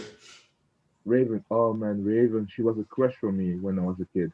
I don't know. I was always attracted by the emo girls. I don't know. I don't know why. In every show that I watched, like Western show that I watched it when I was a child, I was attracted by them. But because because they were mysterious, always like bratty and everything. I really like that about them. Yeah, her powers, the whole story about her and with Slade, man. Slade was that nigga, man. Slade, how he was beating Robin's ass every time. Damn, with the plans. I never forget that. I never forget that. Oh man. Slade was different. I never. Slade Slade is a great example of a recurring villain done correctly, where the reasons why he doesn't get captured, right? Because like sometimes it feels a little contrived when you consistently have like a decently like normal-ish human that like constantly gets away, always escapes, and it's like, okay, but why haven't they been able to catch him? Like with Slade, it actually felt like, no, the reason why he's ahead is because he's literally an adult, like running circles around these kids mentally. Yep. Like it wasn't like he just got to like beat everybody's ass all the time, 24/7. And when he finally did start just like whooping ass, it was because he was boosted by Trigon. Yes. So then it was like, well, he's got demon powers. Of course, he's punching everybody in the face. Yeah. Yeah. And Oh man, that was the thing that I remember the most about it. The thing, the opening Teen Titans. No, no, no, no, no. Oh, every morning when Puffy Yami Yumi, on my man. man, I was on my chair watching this, man. After eating the cereals in the kitchen, I went for the television just to watch it. Um, I watched it in French back then because I was a child. I was young then. I watched it on Cartoon Network. Oh man, this memory. But next to it, we get also the OGs, Justice League, man, the Justice League. Okay, so Justice League, I actually really love, like as a cartoon, it was solid. I love the other thing about Justice League is that it crossed over with Static Shock. It was one of those shows that like had like that acknowledged Static, which I was always grateful for because Dwayne McDuffie wrote both. Because you know the whole situation with Static and why, like he's Yeah, always in sometimes and out with with DC Comics. Because they bought Milestone Media, but Dwayne McDuffie wasn't exactly happy with how they treated the Milestone characters, right? yeah. It's not that they bought them; it's that they had like a certain. It's like how Disney has the contract with Spider-Man, but instead of them making millions of dollars, which actually they did with toys and merchandising and that cartoon, they just didn't like how it was underrepresented with the black community, like how they were treating Static. Even though I feel like they did a pretty good job, especially with the whole Richie's dad episode, the gang violence. The Richie's dad episode made me uncomfortable when I was a kid. Yeah, because the Richie's Dad episode is like, okay, so the thing is that like the Richie's Dad episode is one of those things that like a lot of people would be made uncomfortable by, like, oh wow, that sounds really awkward, blah blah blah. But then, like as a person who's like, I remember one. Okay, so in high school, this is one of those. Here we go, some Anarchy origin stories. Here we go.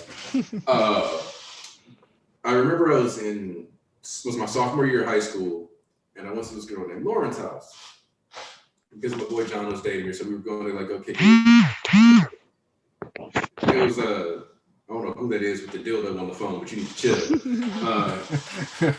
But it was like, so like we go over there, we're hanging out with so also for extra context, there was like, I went to a private school and then like 2 blocks away, there was an all girls private Catholic school.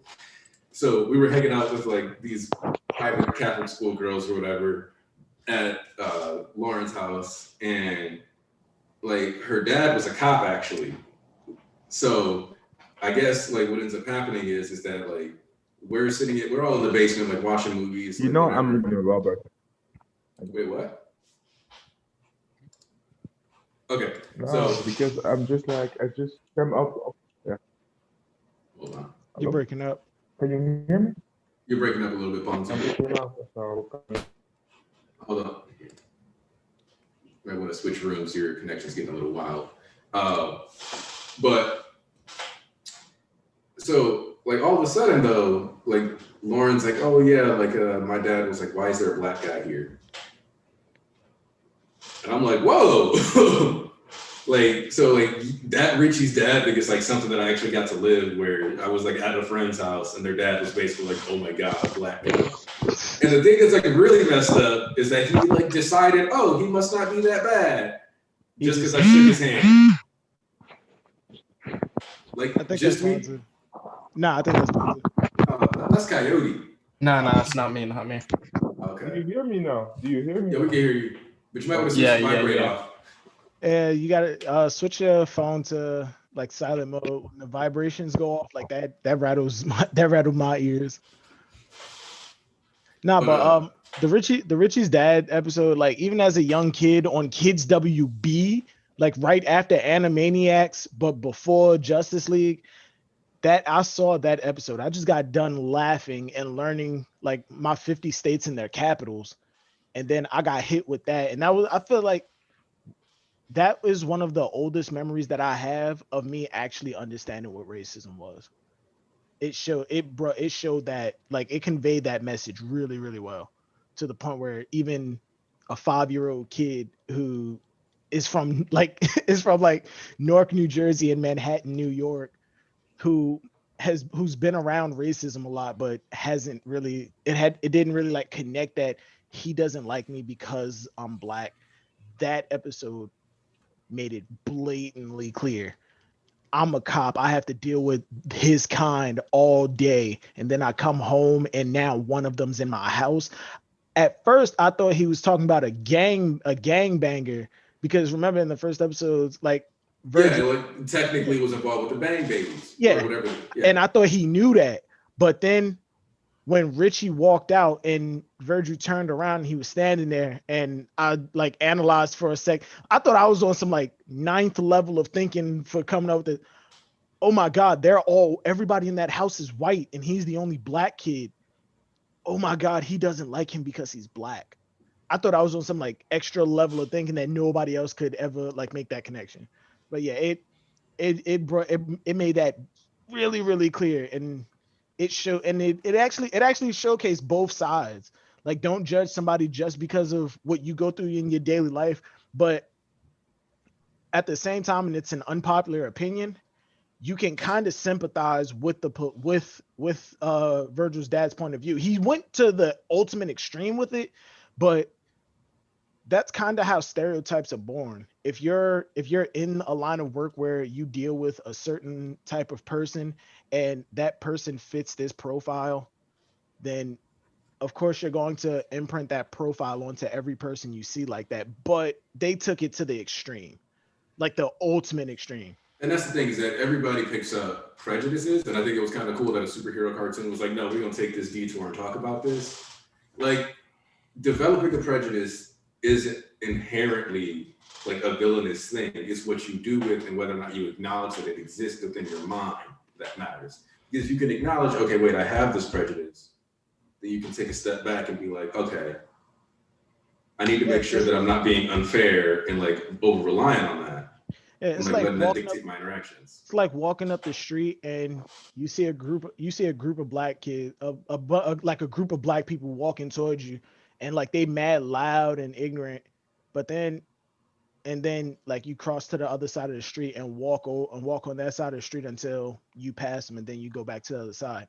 I've been a part of that group. They're not bad, like for the most part. Well, at least the group that I was in, they're not bad people. We're in a group together because we're taking the same bus. We're waiting at the bus stop. We're being loud because he's fucking hilarious and we're all laughing about it. We're not picking on each other. He's doing a stand-up routine. Yeah.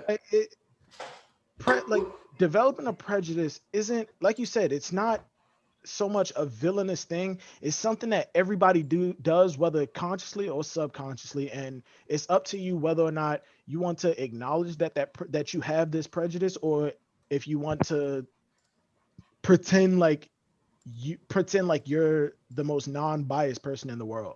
Because if I see a white guy in a suit and tie with dark aviators and leather gloves on, he's about to rob a bank. He's planning something.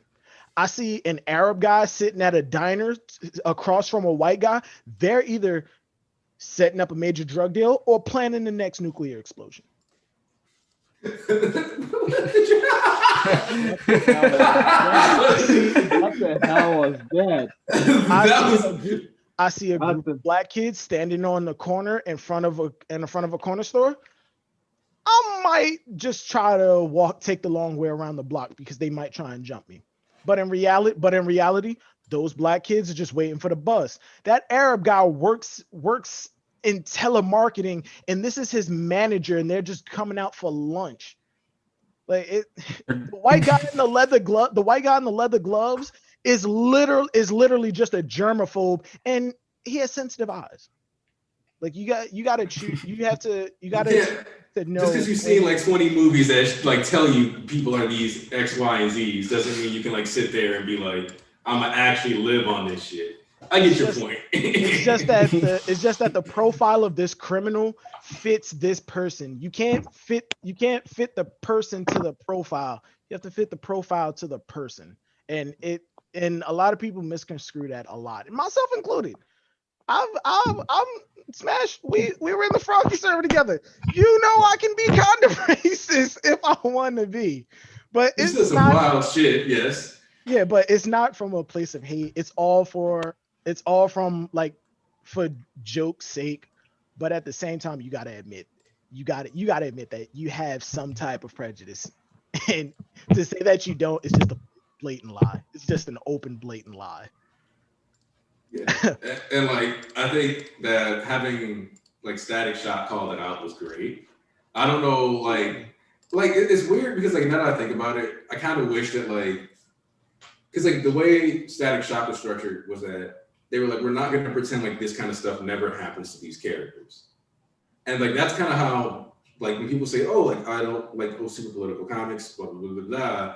What they really mean is that I don't want to spend too much time on the socio-political aspects of their like situations, but at the same time, it's imperative that you like if you're going to build a character right, and you're going to put them in these scenarios, you have to acknowledge the extra bonus shit that they're going to deal with.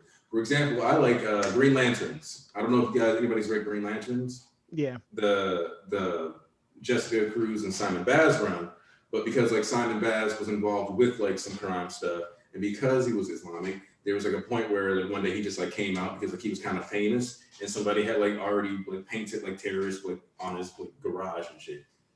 Like they don't talk about that a bunch for the rest of the run of the comics, but they do acknowledge that like every now and then people are especially shitty to him because they know he's a Muslim.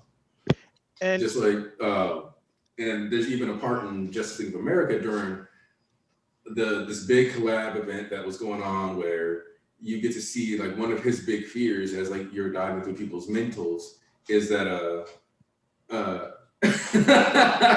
my bad, Kaiser, you came in at a part where it was just like way deeper. Man, I was expecting Young Justice or something. I didn't expect to be thrown in deep from the jump.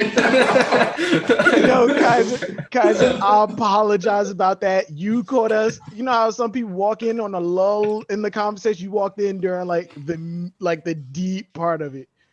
Oh, I apologize about that. But like Simon was like, one of the things is like they think I'm a terrorist, and like he kind of was like they think I'm gonna blow him up anyway. And sometimes I think like, what if I just snapped and did it? He was also the Green Lantern that was willing to carry a Glock on him at all times, basically. Oh so. Yeah, that was when I first saw the cover. When I first saw the cover of that, I instantly painted it as, yo, they're pushing the black agenda a little too far with this. He has the Muslim writing on his arm, and he's always carrying a gun. Until I actually read it a couple years later, it was like, he's kind of justified. Yeah, I get it. I mean, I wouldn't do it, but I get it. Right. like his whole thing was like, hey, this gun runs out of battery, but these bullets don't. like, God damn. Yeah. Like, I can't even be mad at that because it's a true statement. Like. But yeah, like that's one thing that I feel like DC does have over Marvel, like diving back into the race thing. When it comes to certain races, especially in storytelling, I understand pride in your culture, especially Black culture, Hispanic culture, Latino culture, in every culture, whether you're Black, brown, white, silver, or fucking platinum. No, if you platinum, you gotta go. Hey, ho! Do you not see my name, my guy? Like, God damn. But yeah, it don't like regardless of your race, don't try and shove it down the throat of your audience unless it's like a point. You can have pride, but don't shove it down the throats. And I feel like that's something that Static Shock did beautifully. Miles Morales did amazingly. Like, Jesus Christ. When they first introduced a Black Peter Parker, everybody was like, oh my God, too much blackness. And then turns out he started speaking Spanish, but he was still racially profiled he was racially profiled in some issues as like a dangerous kid. And come to find out his dad's a cop, and shit happens. And I feel like they handled it real well in that specific thing with Marvel.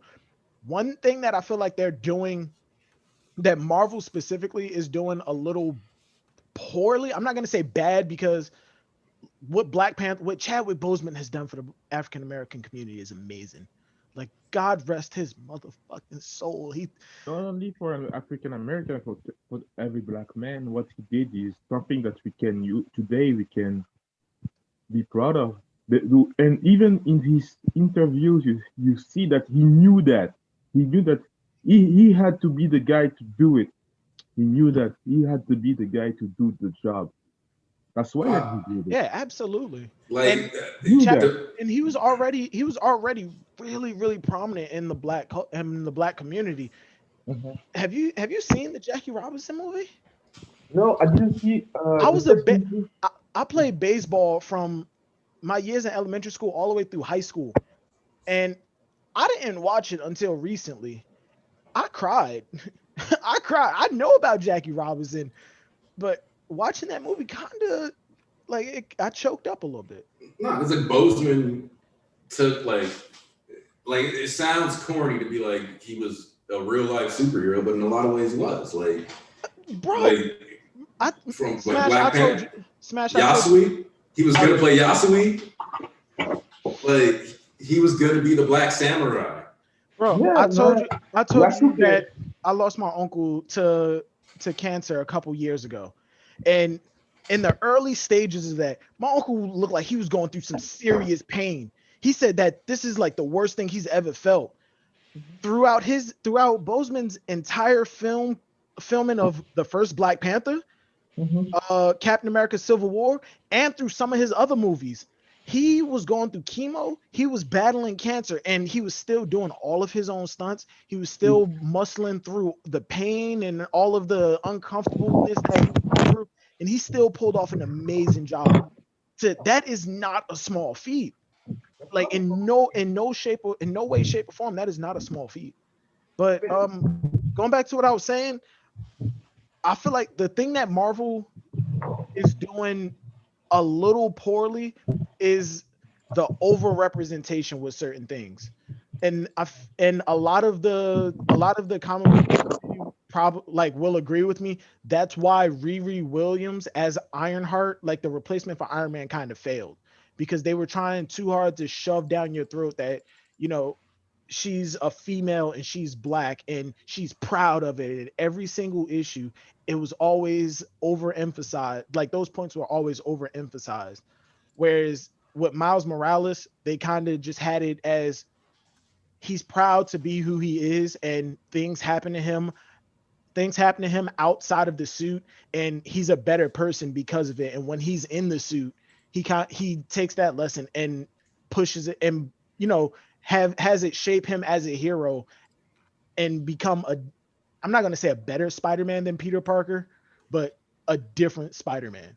And the thing is, like, I can give Because you everybody one. can be Spider-Man. That's the lesson in the movie. In the movie, that's why I love the movie too.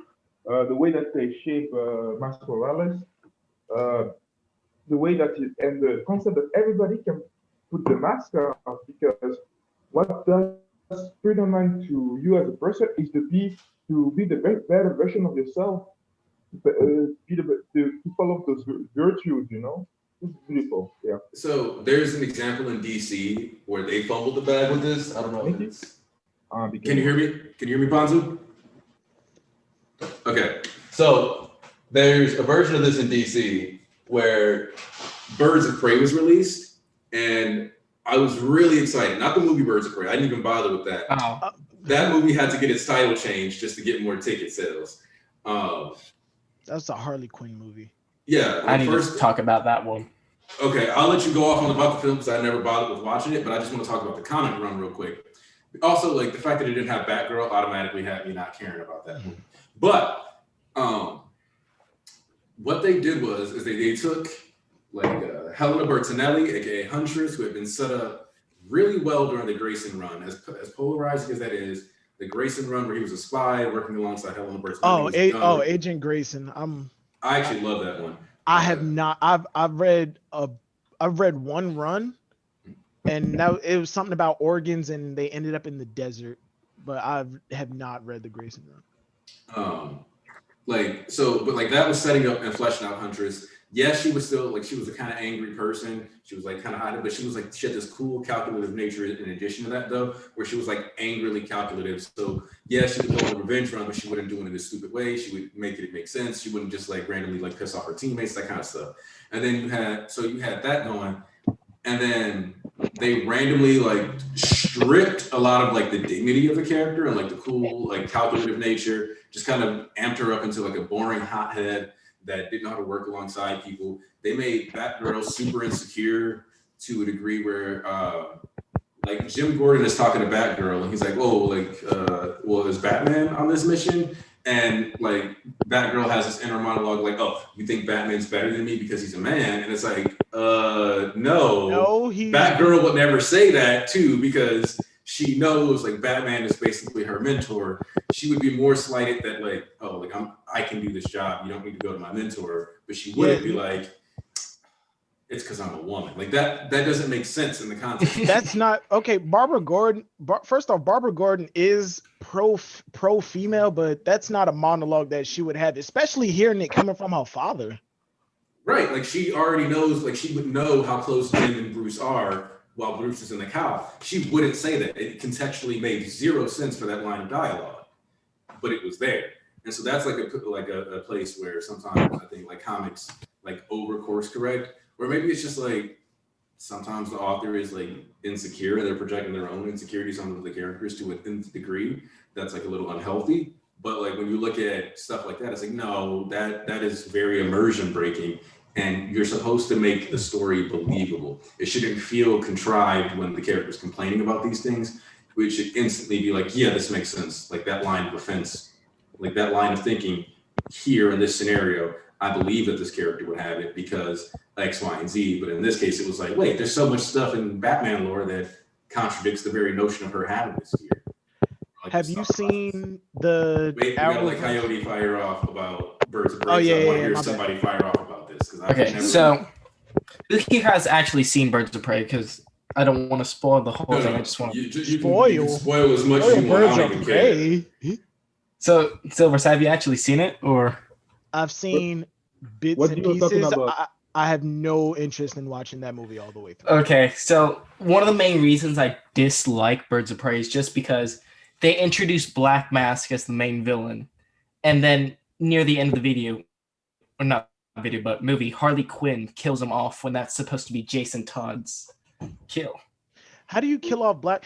Wait, hold on. If that's, are you talking about the guy that played Obi-Wan in Star Wars? Yep. He didn't have on the skull head at all in that movie, did he? He only had it for 3 minutes, the skull mask, and then he just takes it off. Why? So Black Mask gets killed by a random grenade and then kicked into water, just exploding.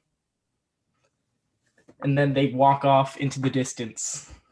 That's just enjoying. That's anticlimactic in and of itself for a random grenade, and then on top of it, that's anticlimactic for a movie. One, secondly, for Black Mask, one of Gotham's, Gotham's biggest crime lord to go out like that and not be used for a second movie.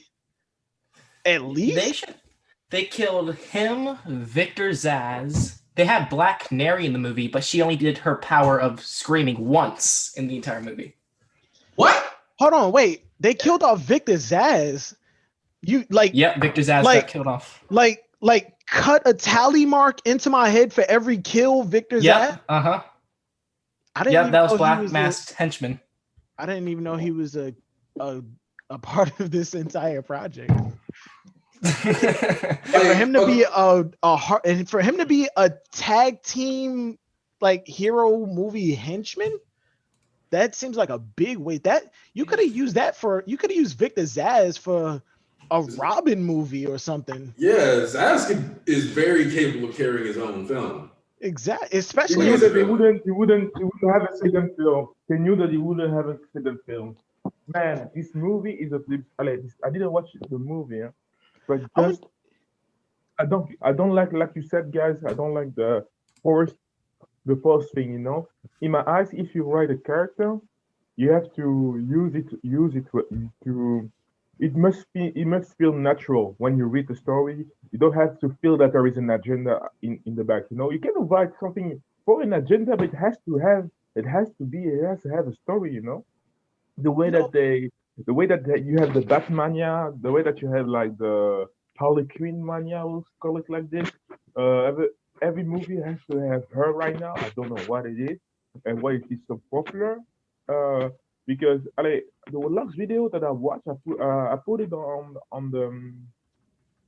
the Discord. Come to the Discord, guys. This is where we do the real talking about how the evolution of heroes, the evolution of how people see heroes through the media, and how writers today are writing heroes. And it is something that I never expected to see it like this, and now I understand more why we see things like these movies. I can understand that women are not represented that well in movies and everything, and I respect that you do it. But many people just want to just say fuck to the world because they're angry, and they use movies to give that agenda. At the moment that the hero is not a hero anymore, a hero is somebody with an example. An example will show you the way, show you the way to be better, show you to become better too. There are people that show us to become better. That's why we love these stories. That's why we are told these stories too. As a child, it's because my child, you have the potential to be that guy. So work for it. It's going to be difficult because a hero has also a difficult road to become that. He's not always the good guy because he's human like you. That's why we see in stories. Allez, in the hero stories. Today, the people are like more villains, and because they are more complex, but because they don't have to answer to no rules. They don't have to control themselves. Because controlling yourself as a person is something that you learn. Um, when you're a hero in many stories, even in cultures. Controlling your emotions, controlling yourself as a person is a virtue. Is a virtue. It is something that, allez, that's what there's something that and when you write the stories, you have to sometimes get that in your head. How can, like you said, how can Barbara is one of the best female heroine in the stories that we know. I grew up with Batman, the family, and everything. She's an example. She's the example of a woman, as a person, because she with the she got. with the exception of Mhm. the Killing Joke and the comic book that tied the Batman animated series to Batman Beyond. With those two exceptions, and both of them involve her sleeping with Bruce Wayne. With I those don't. two exceptions.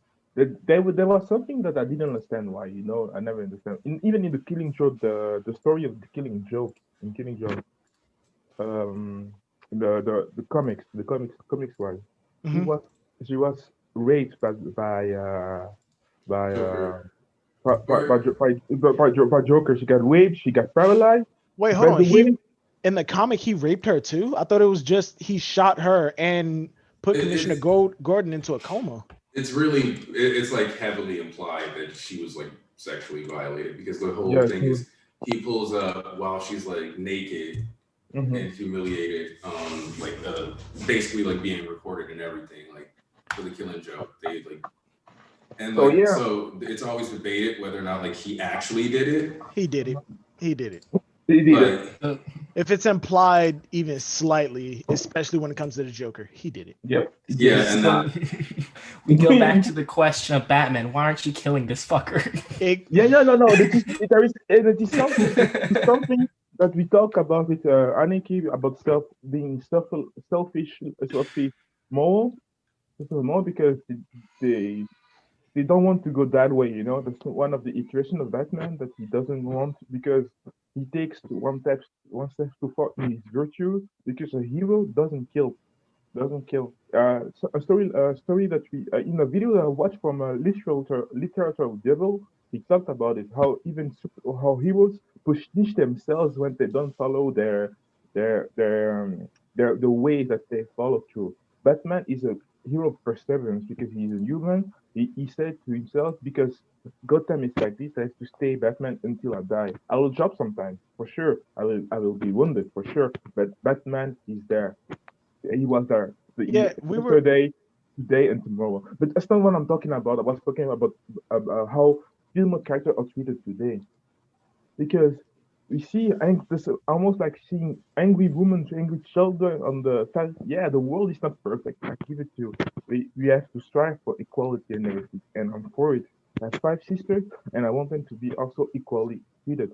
But when you write a character, you have to write a character. You don't have to write just uh just an angry character, because the most stories that we see up to date for women's stories, that some great right, but most of it's just angry children who just want fuck papa.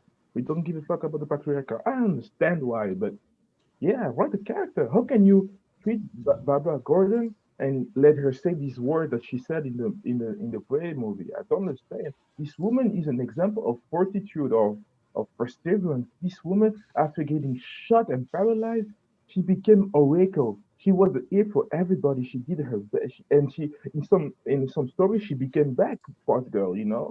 Because she persevered, because she's an example even for the in the Bat family. When she says something, they listen because is she's the one. Like, if you decompose Batman, but in different virtues, she has the one of perseverance. She's the one to persevere. You know, the I good. and I agree with you 100% because I think Smash. What was the run where Damien died and Jason, Barbara, and Tim all donned Robin? That was the original Death in the Family title, right? No, I think that was during Batman Inc. Yeah. Well, regardless, that was literally. I think that was like one of her first missions coming back after she was paralyzed. Yeah, like Like she went because to she went to Apocalypse World and fought Doomsday for Damien. Like that, Barbara is a better character than what a lot of the current iterations of her have been showing. Like, and talking about the equality thing, have you seen the Arrowverse Batwoman I series? have not gotten Oh, to watch she's that getting one. recast. She's getting Yeah, recast. she got recast. Ruby Rose quit. Ruby Rose quit. She's getting recast by a black woman. Yeah, yeah, yeah. I heard that. When I heard that, I'm like, oh, okay. There have been Batgirls and Batwomen across the multiverse who have been black, and the Mm. outfit that she was wearing was literally just Ruby Rose's outfit with the long with the red hair draped down over the side. And I'm like, that looks kind of weird. So, but I'll get used to it. Maybe they could just redesign it a little bit. And then the article that they came out with is what made me lose faith in it. I would pull it up, but looking for that specific article was gonna be a pain. It said that we redesigned the Batwoman suit specifically for a black woman. The Batwoman suit specifically for her, for this black woman. What does that even mean? That's what I'm trying to, and that's what boggled my mind. And when I clicked on the article and scrolled down, the only thing that they changed was the hair. It went from long red hair, and they took that wig, put a frizzy afro, and had a little red tinge to it. And they said this is Oh, I see it. such Yeah. yeah, they said this is such an improvement for a black Batwoman, and that's where I'm like, okay. And they're pushing the fact that she's black, a woman, and lesbian.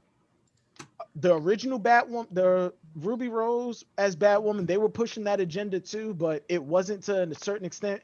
But when it comes out as when you write an article and that's what you're focusing on for your story, it's not going to be it's not inherently going to be a bad story because of that, but you're going to run out of material very, very quickly. And when you establish a series based around that specific premise, you're doomed to fail. Do Yeah, not that's wild. Yeah. Because like, I'm sorry, but like, just changing the afro, like giving it an afro, it doesn't mean that much. Like, it's cool, like that's her hair, but like that's lazy as fuck. Like, yeah, Oh like yeah, she hell yeah. de-aged and Yeah. it's like They that's just changed lazy. all they did was change For the hair, sure. and they were saying that this is a big improvement for this Batwoman. This suit was what the hell was that? Yeah, they said that this suit was changed and made to cater specifically to this Batwoman. And when they show it, the only thing that's different is the hair. Can you hear What me, I guys? Yeah. You just have like some banging going on, so I always have to like when that happens. But see, and that's like the issue, right? Is that people will say I'm doing this, and it's really just I want brownie points. Look at me, I'm so great.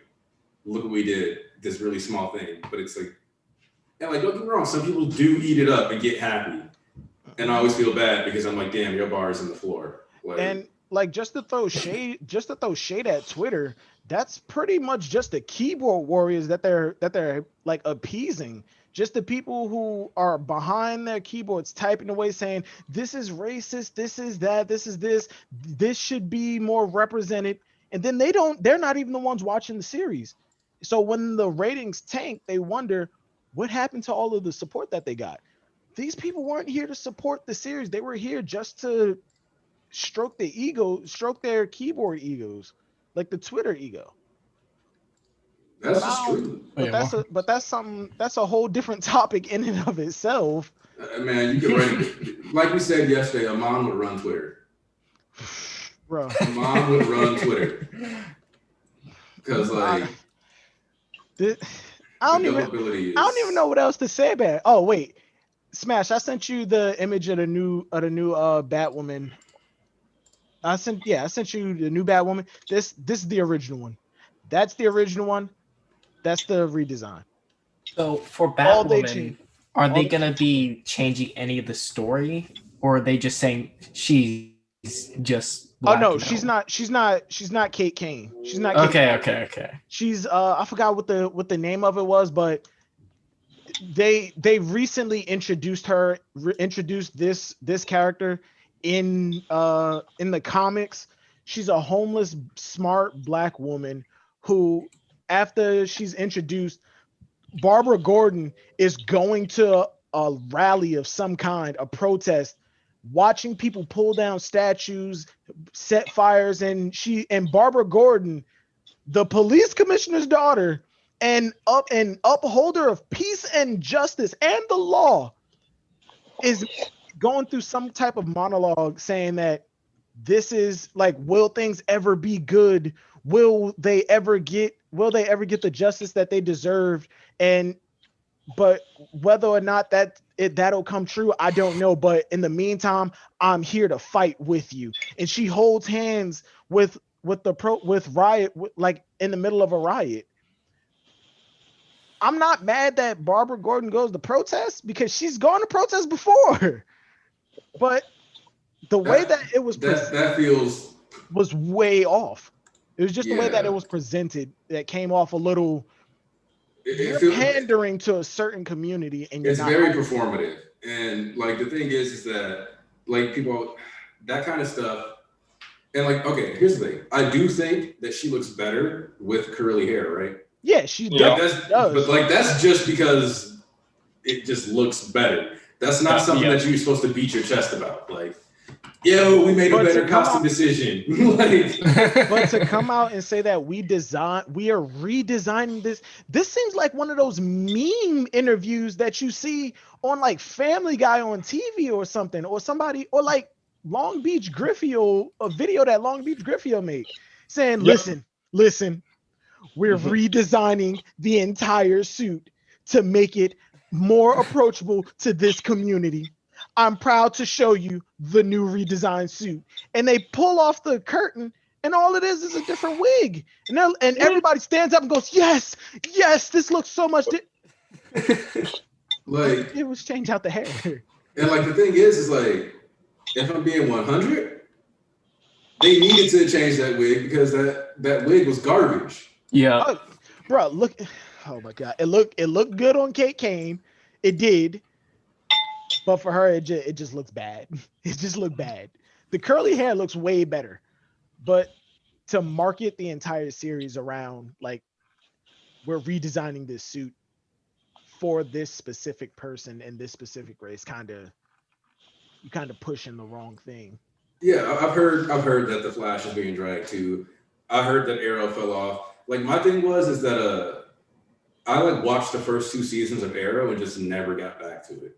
For Arrow, you can skip 3 and 4. Those are absolute rubbish. Just pick up 5, and then I don't know, the last Yeah. season you can do if you want. Arrow was good up until after. Once you find out he has a son, that's when you can drop it. That's when you can drop it. But I Arrow. already found out he has a son now, so I can just drop it. Then just watch Flash. Then just watch Flash.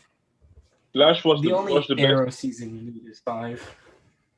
Don't watch. Oh yeah, Supergirl. Flash. Don't watch. Oh no, fuck Supergirl. Don't watch Supergirl. So- Oh my god.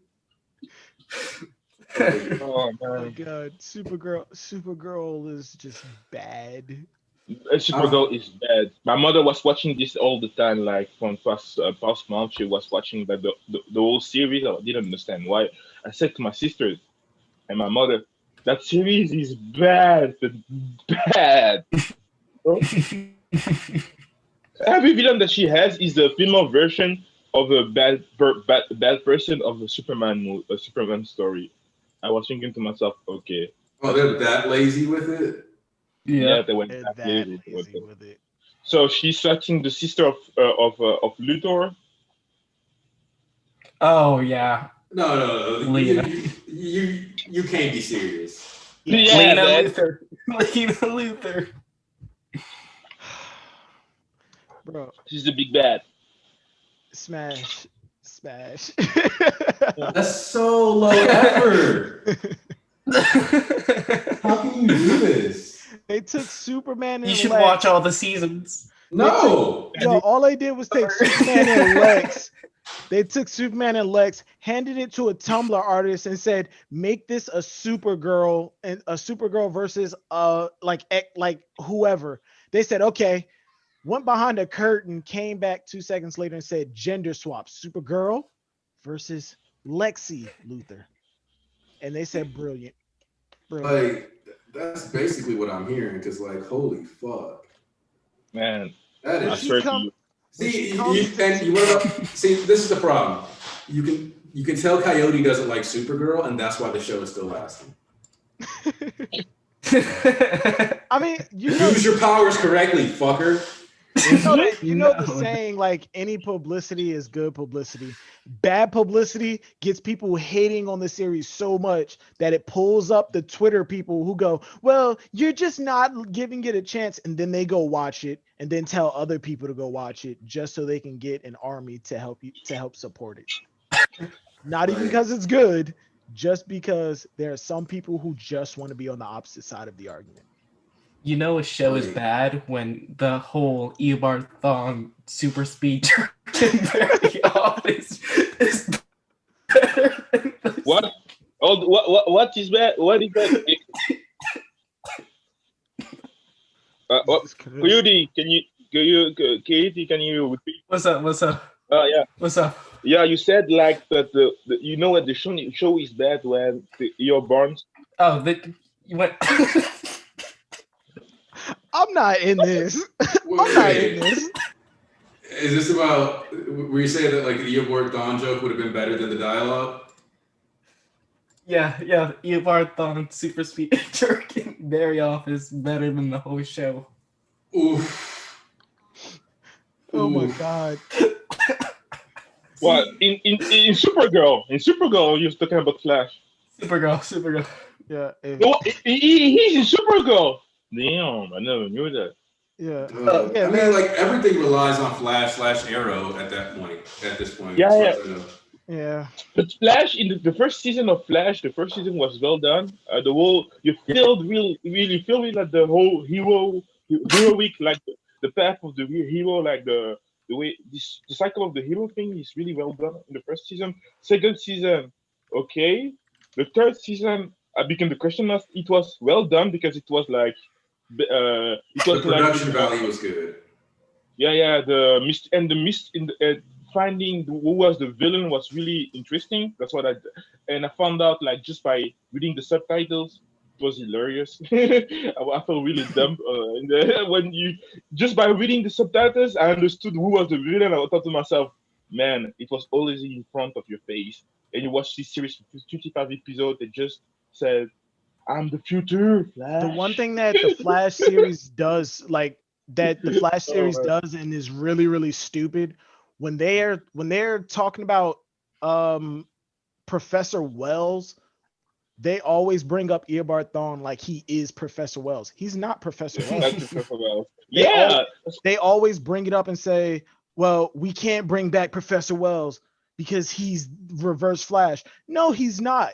Reverse Flash killed Professor Wells and took his identity. That, that yeah. that's That's something what that always just never made sense to me. I watched Some, Flash till I think the 5th season. Then I drop out because man, uh, yeah. Flash was making rookies heroes. Literally, he's doing this job for years already. He's doing the same fucking mistakes as a rookie. What the hell is fucking happening? Just because of the plot, I was just like. I became like really my best friend my best friend and I when we were watching this we just start screaming like man this guy when they did this situation how many times now we can run through time and everything what can I still do just he got just imagine because Flash gives his back to the enemies that's why that he gets hurt the Flash gives his back to the enemies he's hurt. Not by super speed guy, but just a guy without super speed. Tell me how is that possible? The most fastest man in the world. Just give his back to you and you can punch him or touch him with some weapon? What the hell is that, man? There's a lot. There's a lot After that can be said about the Flash series that it just no, just just no. know, just know, just know. They have had good ideas. The thing about the thinker, the way that they put the thinker on, and the way that yeah, I'm the fastest man. Yeah, you just so you can you're even if you're because even Flash become the whole thing with the Speed Force that he become also smarter with this. He's speaking really fast. He's not that dumb. Oh yeah, Barry Allen himself is an intelligent guy. Like he's a crime scene. Yeah, Excuse me. Yeah. He's a crime scene investigator. Hold on, pause. Time out. In Birds of Prey, is that Cassandra Cain? Yeah. The Asian girl, Cassandra Cain, yeah. Hey, wait. well, the Asian girl is Batwoman. No, in the Harley Quinn Birds of Prey movie, the Asian girl is Cassandra Cain, Black Bat, Orphan, Batgirl. Why is she being It's funny because in the movie, her whole entire role is just to swallow a fucking diamond and to shit it out at the end of the movie. That's her main point of the movie. What? Harley Quinn gets her to be her sidekick or whatever. But the whole point of the movie is she swallowed a diamond and they're hunting her down. They brought in one of the best Batman. Does she talk at all during this? No, I assume no. I assume no that she didn't talk. Not at all. Because she's not a talker in the comics or in any form, in any shape or form. Yeah, no, I'm thinking about Detective Comics run, and like the whole thing is like to get Orphan to even say a word to you. Oh no. It's so much. Kane, she talks a lot in the movie. How do you introduce Cassandra Cain and Harley Quinn? Where's her relationship with Tim? Where's where? Oh, they're not related. No relationship at all. Where's her mobster family? No, Tim Drake ends up with Stephanie Brown. Spoiler. Yeah, they end up together. That's but you telling me. The relationship that Cassandra and Tim had was actually a really, really deep one. They care about each other. They loved each other for a minute, but then they moved past it. But they're still like, this, son? How do you introduce that in Birds of Prey and put her in you don't even give her the black and yellow colors. You put her in a red and gray hoodie. How are you supposed to like identify that this is that character just because she's Asian?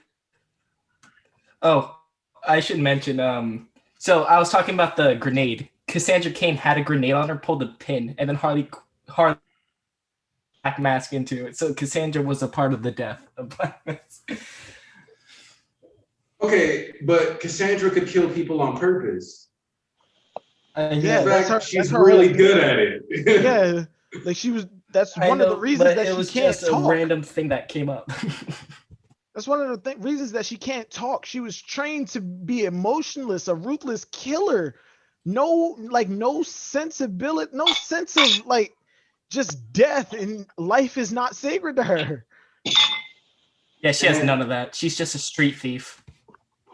That's She's supposed to be a mobster's daughter. That's so much worse though. Like, okay, so this is like the thing that like irritates me with like comic films is that they make things so boneless at times. Like, and the other thing is like I get it. You want to capitalize on the fact that people love Harley Quinn without actually knowing much about her story and stuff. That's fine. Do whatever you want with Harley Quinn. That like whatever. But like when you start grabbing like all these, because the thing is that like okay, for example, one of my friends watched the My Hero Academia movies, and then that's how she started watching the anime and reading the manga. Now, think about this though. If you go watch the movies for My Hero, and then you go and you come read the comics and the manga, you don't feel like, oh shit, like these characters are completely different people. Like, it's like, all right, cool. Like, it translates. But there has to be some similarities. Otherwise, like people whose first introductions to these characters is the movies and they want to get into the comic books, they're pretty much looking at it as the movies are the superior version and that the comic books and all of this are all just bullshit.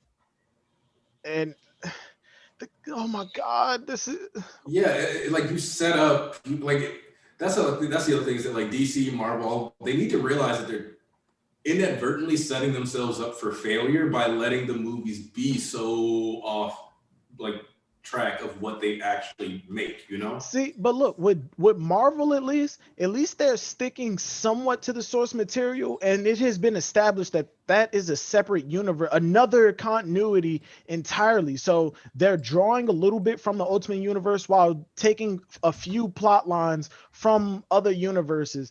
Whereas DC, they're just taking people of the same race, giving them this character's name, and just doing whatever the hell they want.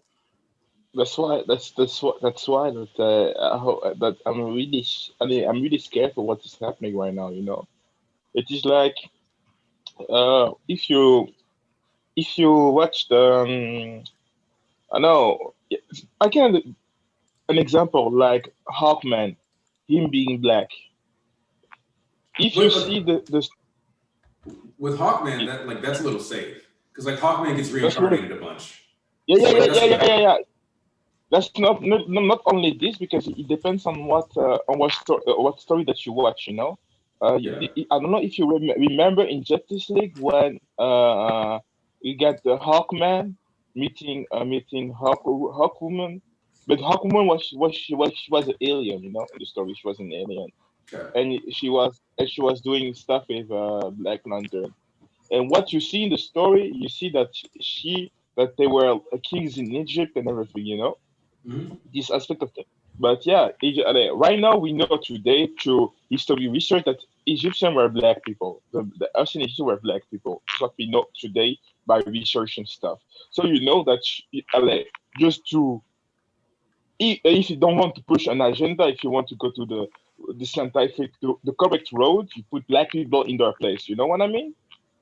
But sometimes what they do in stories that they do that the first the new the reincarnation that we follow in the story look the same as the original one. If you know, if you know what I mean. That's why that we see in Justice League that Hawkman is white and Hawkwoman is white. I don't know what she was because she was an alien, but bon, I will say white. She was a redhead white, and there were kings in Egypt. What is today we know that's wrong. That's not true. And you had the black guy was the general. I forgot his name. Black Lantern, the Black Lantern. Fuck that shit, Green Lantern. So yeah, but today it is people were like, that's what I thought. Like today, if you put Hawkman as a black man and you do like the flashback of reincarnation as in black, it's not a problem for me because it is what is correct. History wise. Hey, yeah, I got some backlash on Twitter, man. People are like talking to me like, "What the fuck are you talking about?" and everything. Well, like here's the thing, right? Is that with Hawkman, with Hawkwoman, the way I look at it is because of the fact that Hawkman and Hawkwoman have been stuck in reincarnation cycles. Yes, most people are going to be familiar with White Hawkman, but you can technically get away with it. I don't think it like is the smartest thing to do as far as like keeping a consistent like basis and like getting people to actually check it out because because like the other thing that can sometimes happens is that people check these things out and then they're like, it's kind of lame anyway. And then in addition to that, they read like this is also like a flip thing. So it's like, this was like mediocre and you just thought we were going to watch it because you gave me like a black guy. Fuck you. And like, I think that's like that happens a lot with like comics lately. So I do think that like has Fan Forstick being the prime example. I gave that a chance because it was Michael B. Jordan. I went to the same high school as him. A flex. And I was interested to see what they were gonna do with it because I've spoken with him. He's come to the school when I was a fucking freshman. He was literally just leaving out as a senior, but his mother still works in the main office. He's there all the time, and he chatted with us a lot. He knows his comic book stuff. He's read the comics. I can't vouch for his manga stuff. Him calling Naruto Naruto. That's just some people not being able to say shit. That's how I look at it. But he knows his stuff, and like he's actually come out publicly saying that he's not the most thrilled about the change when it came to the Human Torch, but he's interested to see where they take it. Yeah. It didn't land the way that it should have or could have, but hey, that's just the way the cookie crumbles. And maybe now they learned their lesson that, because, some people will tell you that a race change is good because it sheds light on it adds inclusion for a certain community. I agree to a certain extent. If you're going to give a certain group of people the representation that they deserve, make a whole new character. Make a whole new character. Yes. And I've had this argument with people before where they say, "Oh, why can't Batman be black? Why can't Superman be black?" Because Clark Kent is not black. Listen to that name, Clark Kent. Also, we have Icon, who has better. We have powers. Icon, and we have Val-Zod. We have Val-Zod. Like we have other characters that we can like actually utilize. Mm-hmm. And they're well written. His story was well done, I will say. Mm-hmm. The story was. Or if you want to, give that mantle to someone of color or of a certain group, make a new character, but give them the mantle. Look at how freaking amazing Miles Morales turned out. And I know I keep bringing him up, but Smash. Miles Morales is literally one of the best representation characters ever made. Smash. Yeah. I don't know if you remember us talking about it, but I can actually say, you remember a couple years ago? Oh, shit, I can actually say that. But yeah, I think it was like 2 years ago when you brought to light that Donald Glover is one of the main reasons that Miles Morales exists. And I was like, no, when when Andrew Garfield Spider-Man wasn't even cast yet, they asked the fandom, who do you think should play Peter Parker? And people threw out, Donald Glover should play Peter Parker. Peter Parker. He's nerdy. And they said, no, Peter Parker isn't black. Okay. We'll make Spider-Man black. And it wasn't even because, and they didn't make him black just to have a black Spider-Man. They made a new Spider-Man They killed off Ultimate Universe Spider-Man so many goddamn times that they said we're not bringing Peter Parker back. He's already he tried to kiss Rogue when she was in her Nightcrawler form.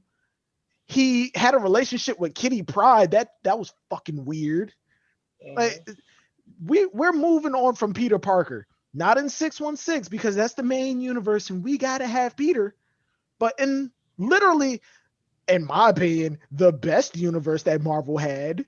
Shut up, Smash. Ultimates are amazing. Hey, I'm not gonna complain. I actually, like I said, Miles. I love Miles. I love like most of the writing around Miles, and actually has one of like the best memes ever. Where during Secret Wars, where after everything's collapsed, he's like got the cheeseburger on him, and he gives it to Molecule Man, and he's like, "Wait, how long have you had that?" He's like, "Oh, like a week." You shouldn't be eating that. To me, the worst thing that happened to Miles Morales, and I had this argument with somebody on Twitter right around the time that the episode of Hero Academia came out with what the hell is his name? He throws stuff and he locks him in place. Shit. Oh, Rocklock. Rocklock. When we saw who his wife was, and somebody on Twitter said something about, I was enjoying Hero Academia until they showed that mixed race bullshit. Kill yourself. Kill yourself. Now, yeah, man. That was around the time that I was reading through the Miles Morales Gwen Stacy thing, where they were hopping through universes and they got to the universe where they were married and had 3 kids. And they kissed at the end of that run. I hate that pairing. Gwen Stacy is for Peter goddamn Parker. To hell with Mary Jane. She's for Peter Parker.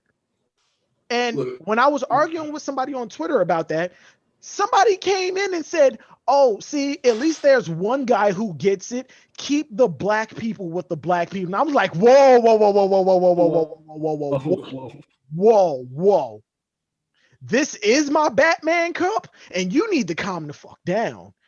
I don't hate that. I don't hate it because it's mixed race. The reason that I hate that pairing is because they literally have nothing going for them. Him and Miss Marvel were being built up at that time. Hell, Miss Marvel was even in that run, and she told Gwen Stacy, "Hey, are y'all two like together?" And they both was like, "No." And not on some cute, no, we're not dating ill.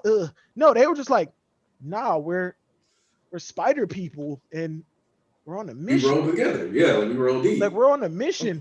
And then like out of nowhere, Miss Marvel gave some like weird Kamala Khan, Miss Marvel gave some like weird speech to Gwen Stacy, like if you like him, then love him because he is a good person. I'm like, bitch, they just said no.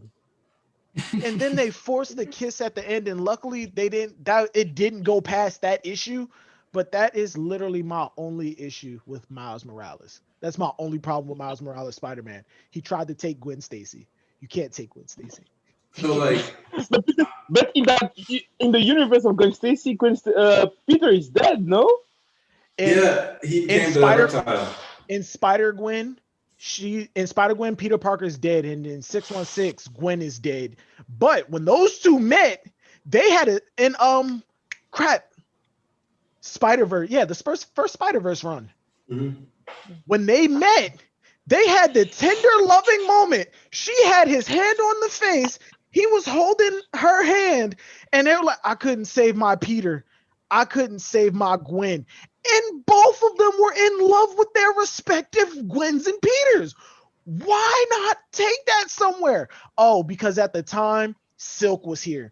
And they were just humping like rabbits with no kind of real emotional connection. Also, fuck that. No. MJ fake. Of course she is.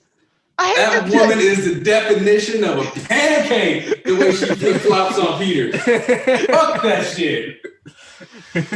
Like, either you ready to deal with this shit or not. Make up your mind. Stop telling my man you're ready for a relationship. Understand the risk. You can handle the dangers. And then being like, no, Peter. No. My bar burned down. Fuck off. My bar burned down. Hey, yo.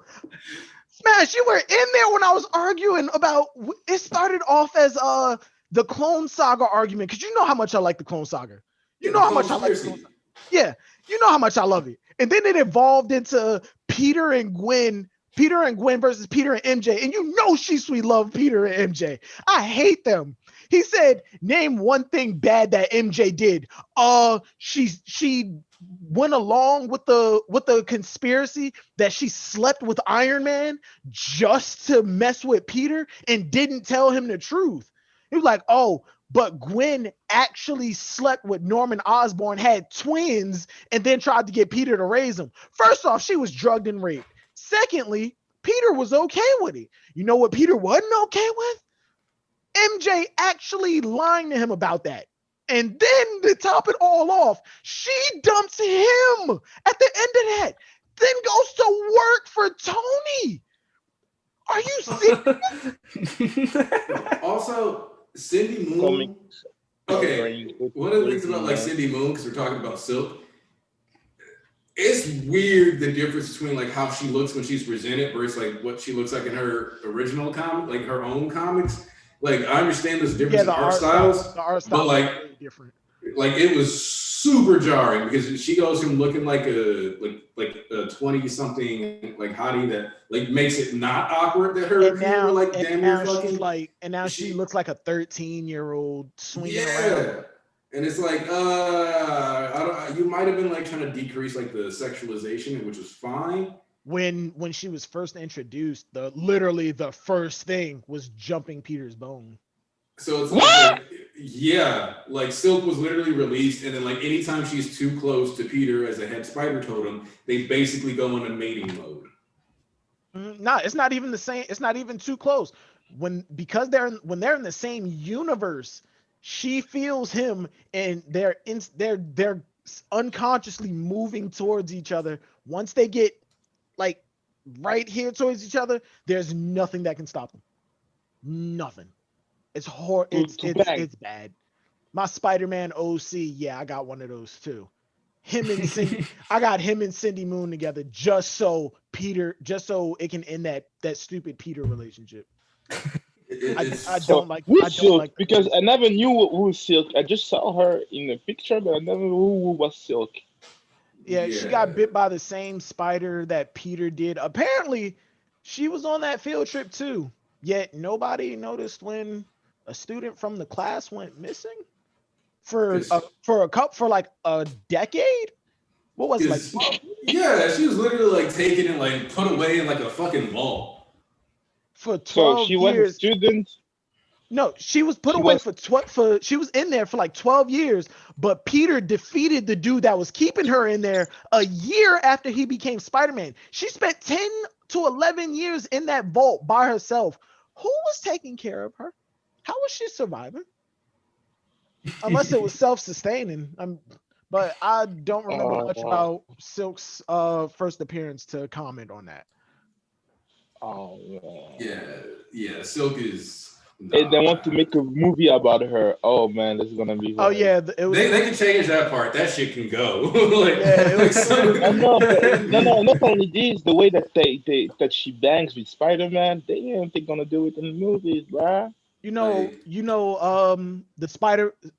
Was the Spider-Verse issue where it was her, Spider-Gwen, and Jessica Drew, where they were running around doing their thing as Spider-Women.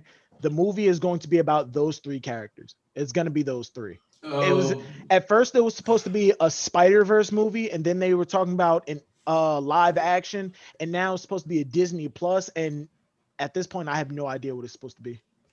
Oh man, really everything that we see related to Sony. Sony has to chill out when they make movies. Really, man. I agree with you. If they want to. If they want to make animation movies, it's not a problem. But real life movies on the Spider-Man world, what do you want to confuse people? To confuse people that bad? I don't know what they mean by making Venom, by making I forgot the name, the vampire type guy. I forgot Morbius. Morbius. What do you want to confuse? Craven and all of them. They're all supposed to be getting their. Why do you want to confuse people? Because you know that. No, those are the Venom and Morbius movies. they're all tying into the MCU. Those are This- tying into the MCU. And it's not- apparently, and Spider-Man, the Tom Holland Spider-Man movie, the third one, apparently Mhm. Andrew Garfield and Tobey Maguire are coming on for some kind of role, which are leading a lot of people to believe that they're opening up the multiverse for Spider-Man. And they're opening up the Spider-Verse for Spider-Man, which I hope they do not do. That is the main reason that I dropped comic books, because the multiverse was getting too convoluted. Just keep your contained stories and continue them on before you turn the entire series into multiverse stuff, which is what the Yes. Marvel universe is at the moment. It's all multiverse, just all multiverse, with Man. side issues being about excuse me, which with side issues being those contained stories. Oh, man. It got What bad. the evolution? Yeah, but I forgot the name. DC went for the multiverse world. That's why they want to let like directors do what they want to do. I'm really like sad for the Batman of I forgot his name. Of Robert I forgot Oh, his name. the Robert Pattinson Yeah. Batman. Yeah, yeah. Yeah, they started I really- they started a new Batman project, but Ben Affleck says that he's still doing Batman. So why are they doing Yeah. two Batmans like side by I- side? I don't understand. No, you got the three Batman, because in Flash you will see also the Batman of Michael Keaton. I'm really Oh sad for him. yeah, Michael Oh my Keaton God. Batman's coming Okay, back. like my hope is that like it'll be like that. It'll start with Batfleck. You'll get some Flashpoint shit, which leads to Keaton, and then when it gets reset, you get Pattinson. Yeah. That's what no. I would like to. No. Because what you will see in the Robert Pattinson thing, it's an apart universe from what we know. There's an apart universe, and you will see the story of a like Batman year one type story, Batman year one of year two story. With So- Robert Pattinson. Oh, the so trailer was so hopefully- good. Hopefully, like I know you just said that it's a completely different universe, but if it's a Batman year one thing, that's a younger Batman. I'm hoping Yeah. Batfleck is just the older Batman. I'm Robert They Pattinson won't is young No. Batman. No. This not now, because you get the Snyder universe. That is what the Batman are of Batfleck is. Batfleck is the in the Snyder universe. The Matt Reeves universe is more grounded, from what I know. It's more grounded type. You will see like villains like the Penguin, the Riddler. It will be the big bad in the movie, and the Court of Owlman maybe. The That's Court the of Owl. only wait, the Robert Pattinson Batman is dealing with the Court of Owls. Yes. I think so. I have hope for it. The Because Court of never Okay. Understand this. Yeah. The Court of Owls is one of my favorite fucking plot lines. Period. Smash. So much so. Smash. Real quick. You got a gaming PC, right? No. Well, yeah, I got a laptop that's actually structured for it. Okay. Gotham Knights, the new Batman game that's coming out, that's continuing after the Arkham series. Oh, really? It's the Bat family: Jason Todd, Nightwing, Batgirl, Tim Drake, and the main villains, is the Court of Owls. It's the Court of Owls. I might need cave you. for that. I might cave for need that. you to play with me, because I'm only playing Nightwing and Red Hood, and I need somebody to come in with me as Nightwing. All right, I might have to do that. You might actually. I will buy the this game shit. for you if you need to upgrade your PC. I will buy the game. Because like, here's the thing, right? I love the Court of Owls so fucking much that DC has made one giant mistake in this world that, without question, is a big flaw, because I would have bought this item a dozen times over. Specifically, you can only get the Court of Owls mask if you buy the New 52 Volume 2 Court of Owls Batman bundle. Now, the reason why this is a mistake. Say it again. New 52. Yeah, I'm pretty sure if you look up the New 52 Court of Owls mask, you can find Volume 2 in the trade paperbacks of the New 52 Batman run. and it comes with a Court of Owls mask. You can get a specific copy combo that like has that. I want to host a Court of Owls party, but the way I want to do it is a little asshole. Because what I want to do is have a party at like a random bar, and all my guests show up, and then they all wear a Court of Owls mask, right? So you can tell who's in the party. A masquerade, but it's like Court of Owls. But it's like a flash masquerade because like the bar didn't ask us to do this. We didn't get permission from them. We'll just be sitting there. So then like you'll come in the bar, and then somebody just turns around with the owl mask and goes like, "And who are you?" And it's like random strangers are just stuck walking in on like 20 niggas sitting there with fucking Court of Owls mask on, just everybody turning in. Bro, that's a cult. Yo! Yeah. Smash, this bundle is $28 on Amazon, bro. Exactly. That's why I don't have it like 15 times over, because I just want the mask. So yeah, they were like, yeah, we'll sell this mask for $10. I probably have like 20 of them already. Bro. Just mail people some masks and some like phony business cards with just an owl head on it. Walk up to the bar, just hold it up to them like, okay, you're in, go ahead. Everybody, a whole bunch of random people come in and they just start looking around. There's a bunch of people in owl mat. That shit sound fire. That shit sound fire. Yeah, that's true, man. It sounds fire, man. I would rather. I like the full face, like like the minimalist full face mask rather than the one that covers the eyes with the feather sides and the beak one. That it looks stupid to me. The full face one is not the ones because you know how I came in contact with the Court of Owl. It is with the DCAU, man, and I love the concept. It was weird because it was with Batman Bad Blood, I think so. Batman Bad Blood. When it was, they tried to take Damien to make him a Talon, but then Talon turned on him saying that you're going to be my apprentice and all. Yeah, which doesn't even make sense when you factor in that in the original Court of Owls line they wanted Dick. He was literally chosen at like before birth. They marked. He had the tooth. He had the tooth that was carved in. He had the symbol on his tooth that was carved into him, like when he first got that tooth. Like when that tooth first grew in, they carved into him, marking him as a Talon.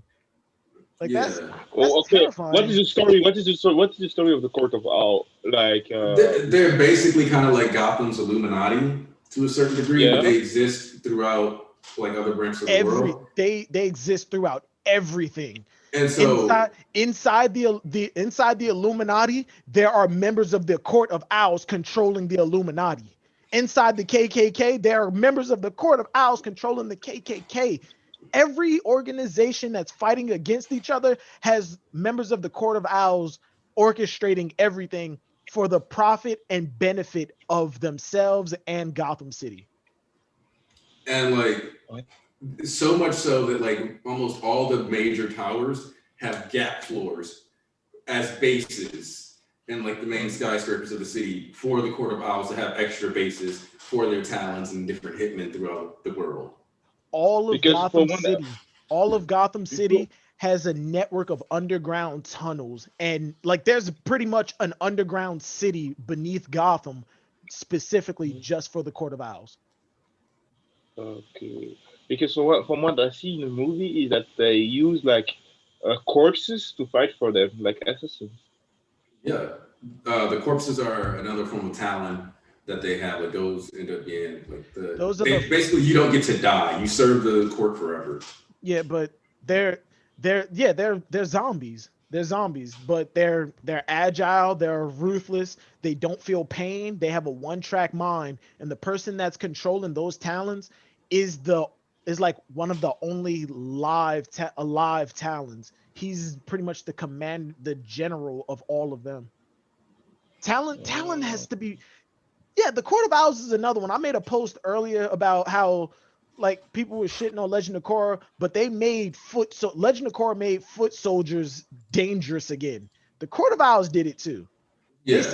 They send out one Talon. That's enough to make Batman shit itself. They send out an army of them. They're conquering the world. Like you gotta really, really, really pull some shit So off to Dick not get was it. chosen. How was Dick chosen then? Because he's got a better athleticism and all kinds of stuff in his body than And that was Bruce. and all of that was determined before he was even consummated. They chose his parents and manipulated them getting together to form Dick Grayson. The Oh. thing I don't understand how thinking about the Court of Owls makes me more terrified than thinking about like the real life Illuminati. It's the Because way it that might be true. the It might be true because something like this might be true. We never know, Because for me right now, from what we learned at school, I learned that there is a group of people of one people has the most money in the world. Like he has like 90% of the more than 90% of the money in the world is one person of a group of person. That person wins in every war, every place of conflict. He wins money, and he can watch it on his TV. Can you imagine that? That is what the world that we live in today. well, There yeah, is there's one person. because like okay, there's a couple CEOs that like own certain companies that like produce weapons, and then Mhm. they just sell weapons to each side, and they make money off of like almost any war that's happening. Especially because like those companies will buy smaller companies, so even if you're buying weapons from technically different manufacturers, sometimes you still end up getting like them paid. Uh, Yeah, all it's right, like in but Belgium. Hey Belgium make Smash. weapons, and we found them in Aziz had the weapons too. So yeah. Hey Smash. Two things. I think I'm about to bite the bullet and just pay this $30 for this tattoo and this mask. And second, I'm about to get. I got to get going. I'm I was about. actually about to say we got to start wrapping up. Oh, So all right. Yeah. So I'm about to get going. Uh, I want to talk more about comic books with you because I feel like we really didn't get to my. Like I said, we could talk about this shit for hours. yeah, And yeah, let me know when, and or if The Boys is happening. We could sit down, do the watch party, and we could stream about it if you want. have Um, you read Mr. Miracle yet? no, I haven't. You got to read the Tom King Mr. Miracle run. That's Uh, my recommendation for everybody in the chat to read Tom King's Mr. Miracle run. It's actually my favorite comic run ever. Period. The end. Tom Really? King, Mr. Miracle. Okay. Uh, I think this is it. It Even should. Mr. Miracle. Okay, even if this isn't it, I'll find it. I'll send you a couple. I'll send you the cover for it later. But I'm about to go eat, take a shower. Yep. Probably hop on Monster Hunter. As a matter of fact, y'all got me wanting to watch some DC animated movies. I might just rewatch Young Justice or Under the Red Hood. But Nah, go watch the Coyote. Boondocks so you can pop up on Thursday. But all right, y'all, take it easy. Have a good night. I'll talk to y'all later. Peace. See it. Peace, See dude. you. Peace. Coyote, Banzu, final comics discussion thoughts. Let's go, Ponzi, you can Coyote. go first. Okay. So sorry guys, I came so late. Uh, next time I'll try to come earlier. I hope so. But okay. I want to ask you guys something. I just Mhm. have my like of little bro. He's new on Twitter. He does like drawings. If you want to check him on Instagram and everything, I will post it on the Discord. Check him out. Follow him. And if you want some comments, if you want drawing for yourself, you can ask him and he deal with him and everything. His art looks like Radiant. He's inspired of Radiant, but it is really good to. I did also he did a drawing for me and it's good. It's really good. Oh snap! I didn't So even notice. So, you just see the Instagram, you see my new post. It is a real good. He can draw. He can draw. He really can draw. So okay, next to it, yeah. If you read my theory on the fourth user of one pole, if you didn't read it, go to my Twitter and read it. It's really interesting. You will be shocked too. And yeah, see you next time. Take care of you. And it was a great conversation. Thank you for the learning about comics. Yo. Uma Death Flag. So am I supposed to promote or talk about like my You final get- thoughts on Final thoughts you can promote. This is your time. It's your time, man. Okay, so DC overall is better than Marvel. Anyone who says Marvel's better is just they're stupid. Okay, I'm not gonna say it any other way. Not Teen movie Titans wise. Go is rubbish. Since Silver's not here, he can't defend it. Teen Titans Go is rubbish. No, it's hilarious. That's all. The Titans Go is hilarious, man. It is a good comedy. Rubbish. That's all I need to say.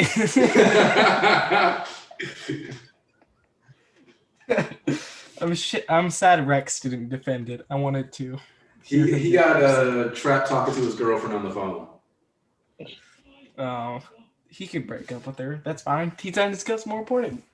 I'm kidding. Oh, Rex, where are you, man? You need to oh, bro. Coyote out of pocket. Man. All right. Yeah. I'm kidding. But overall, DC. I haven't read most of the newer stuff, but because I think the last stuff I did read was actually Metal and the Batman Who Laughs solo series, which that ended with Batman beating Batman Who Laughs up with like one of his parents' graves. That shit was funny. But overall, yeah, but nothing much I can say. Teen Titans and Young Justice are just amazing. I need to watch the rest of Young Justice because I stopped at the Red Hood reveal just because I thought that was when the series was over. So I had to stop that. But overall, this was fun. Thank you for having me. Hey, no problem. All right, guys, we're gonna wrap up here. Like I said, make sure you Man, read. talk about your story, man. You're writing your story. Don't No, don't worry. No, we haven't dropped it yet. He's letting stuff get like more organized before he like starts promoing. I understand it. That's why the character designs are getting revealed slowly. Make sure you guys are following Coyote though, because while he is a giant death flag, he's a great artist. He's actually responsible for the avatars that are now used on this site. So make sure you guys give Coyote some love, give him a follow. Tomorrow's going to be the Shonen overrated versus overhated stream. More than likely, Hunter x Hunter will take up a good chunk of that because it's an overrated series. And Slander Thursday, please. Oh shit! DBS is underhated as a manga. So, oh man. Thursday, like we mentioned, that's the Boondocks. And depending on what happens Friday, you may or may not get to the boys stream. So thanks to everybody that came through. Make sure if you haven't already joined the church. Wait, Aniki. Did Coyote talk about his story that he's writing right now? We're not doing that yet. Oh, okay. So yeah. But thanks to everybody that came through. I'm gonna go ahead. Yep, see, guys is here for it. Yeah. So overrated tomorrow should be the conversation. Should get pretty spicy. I'm fully expecting for somebody to at least rage out a little bit.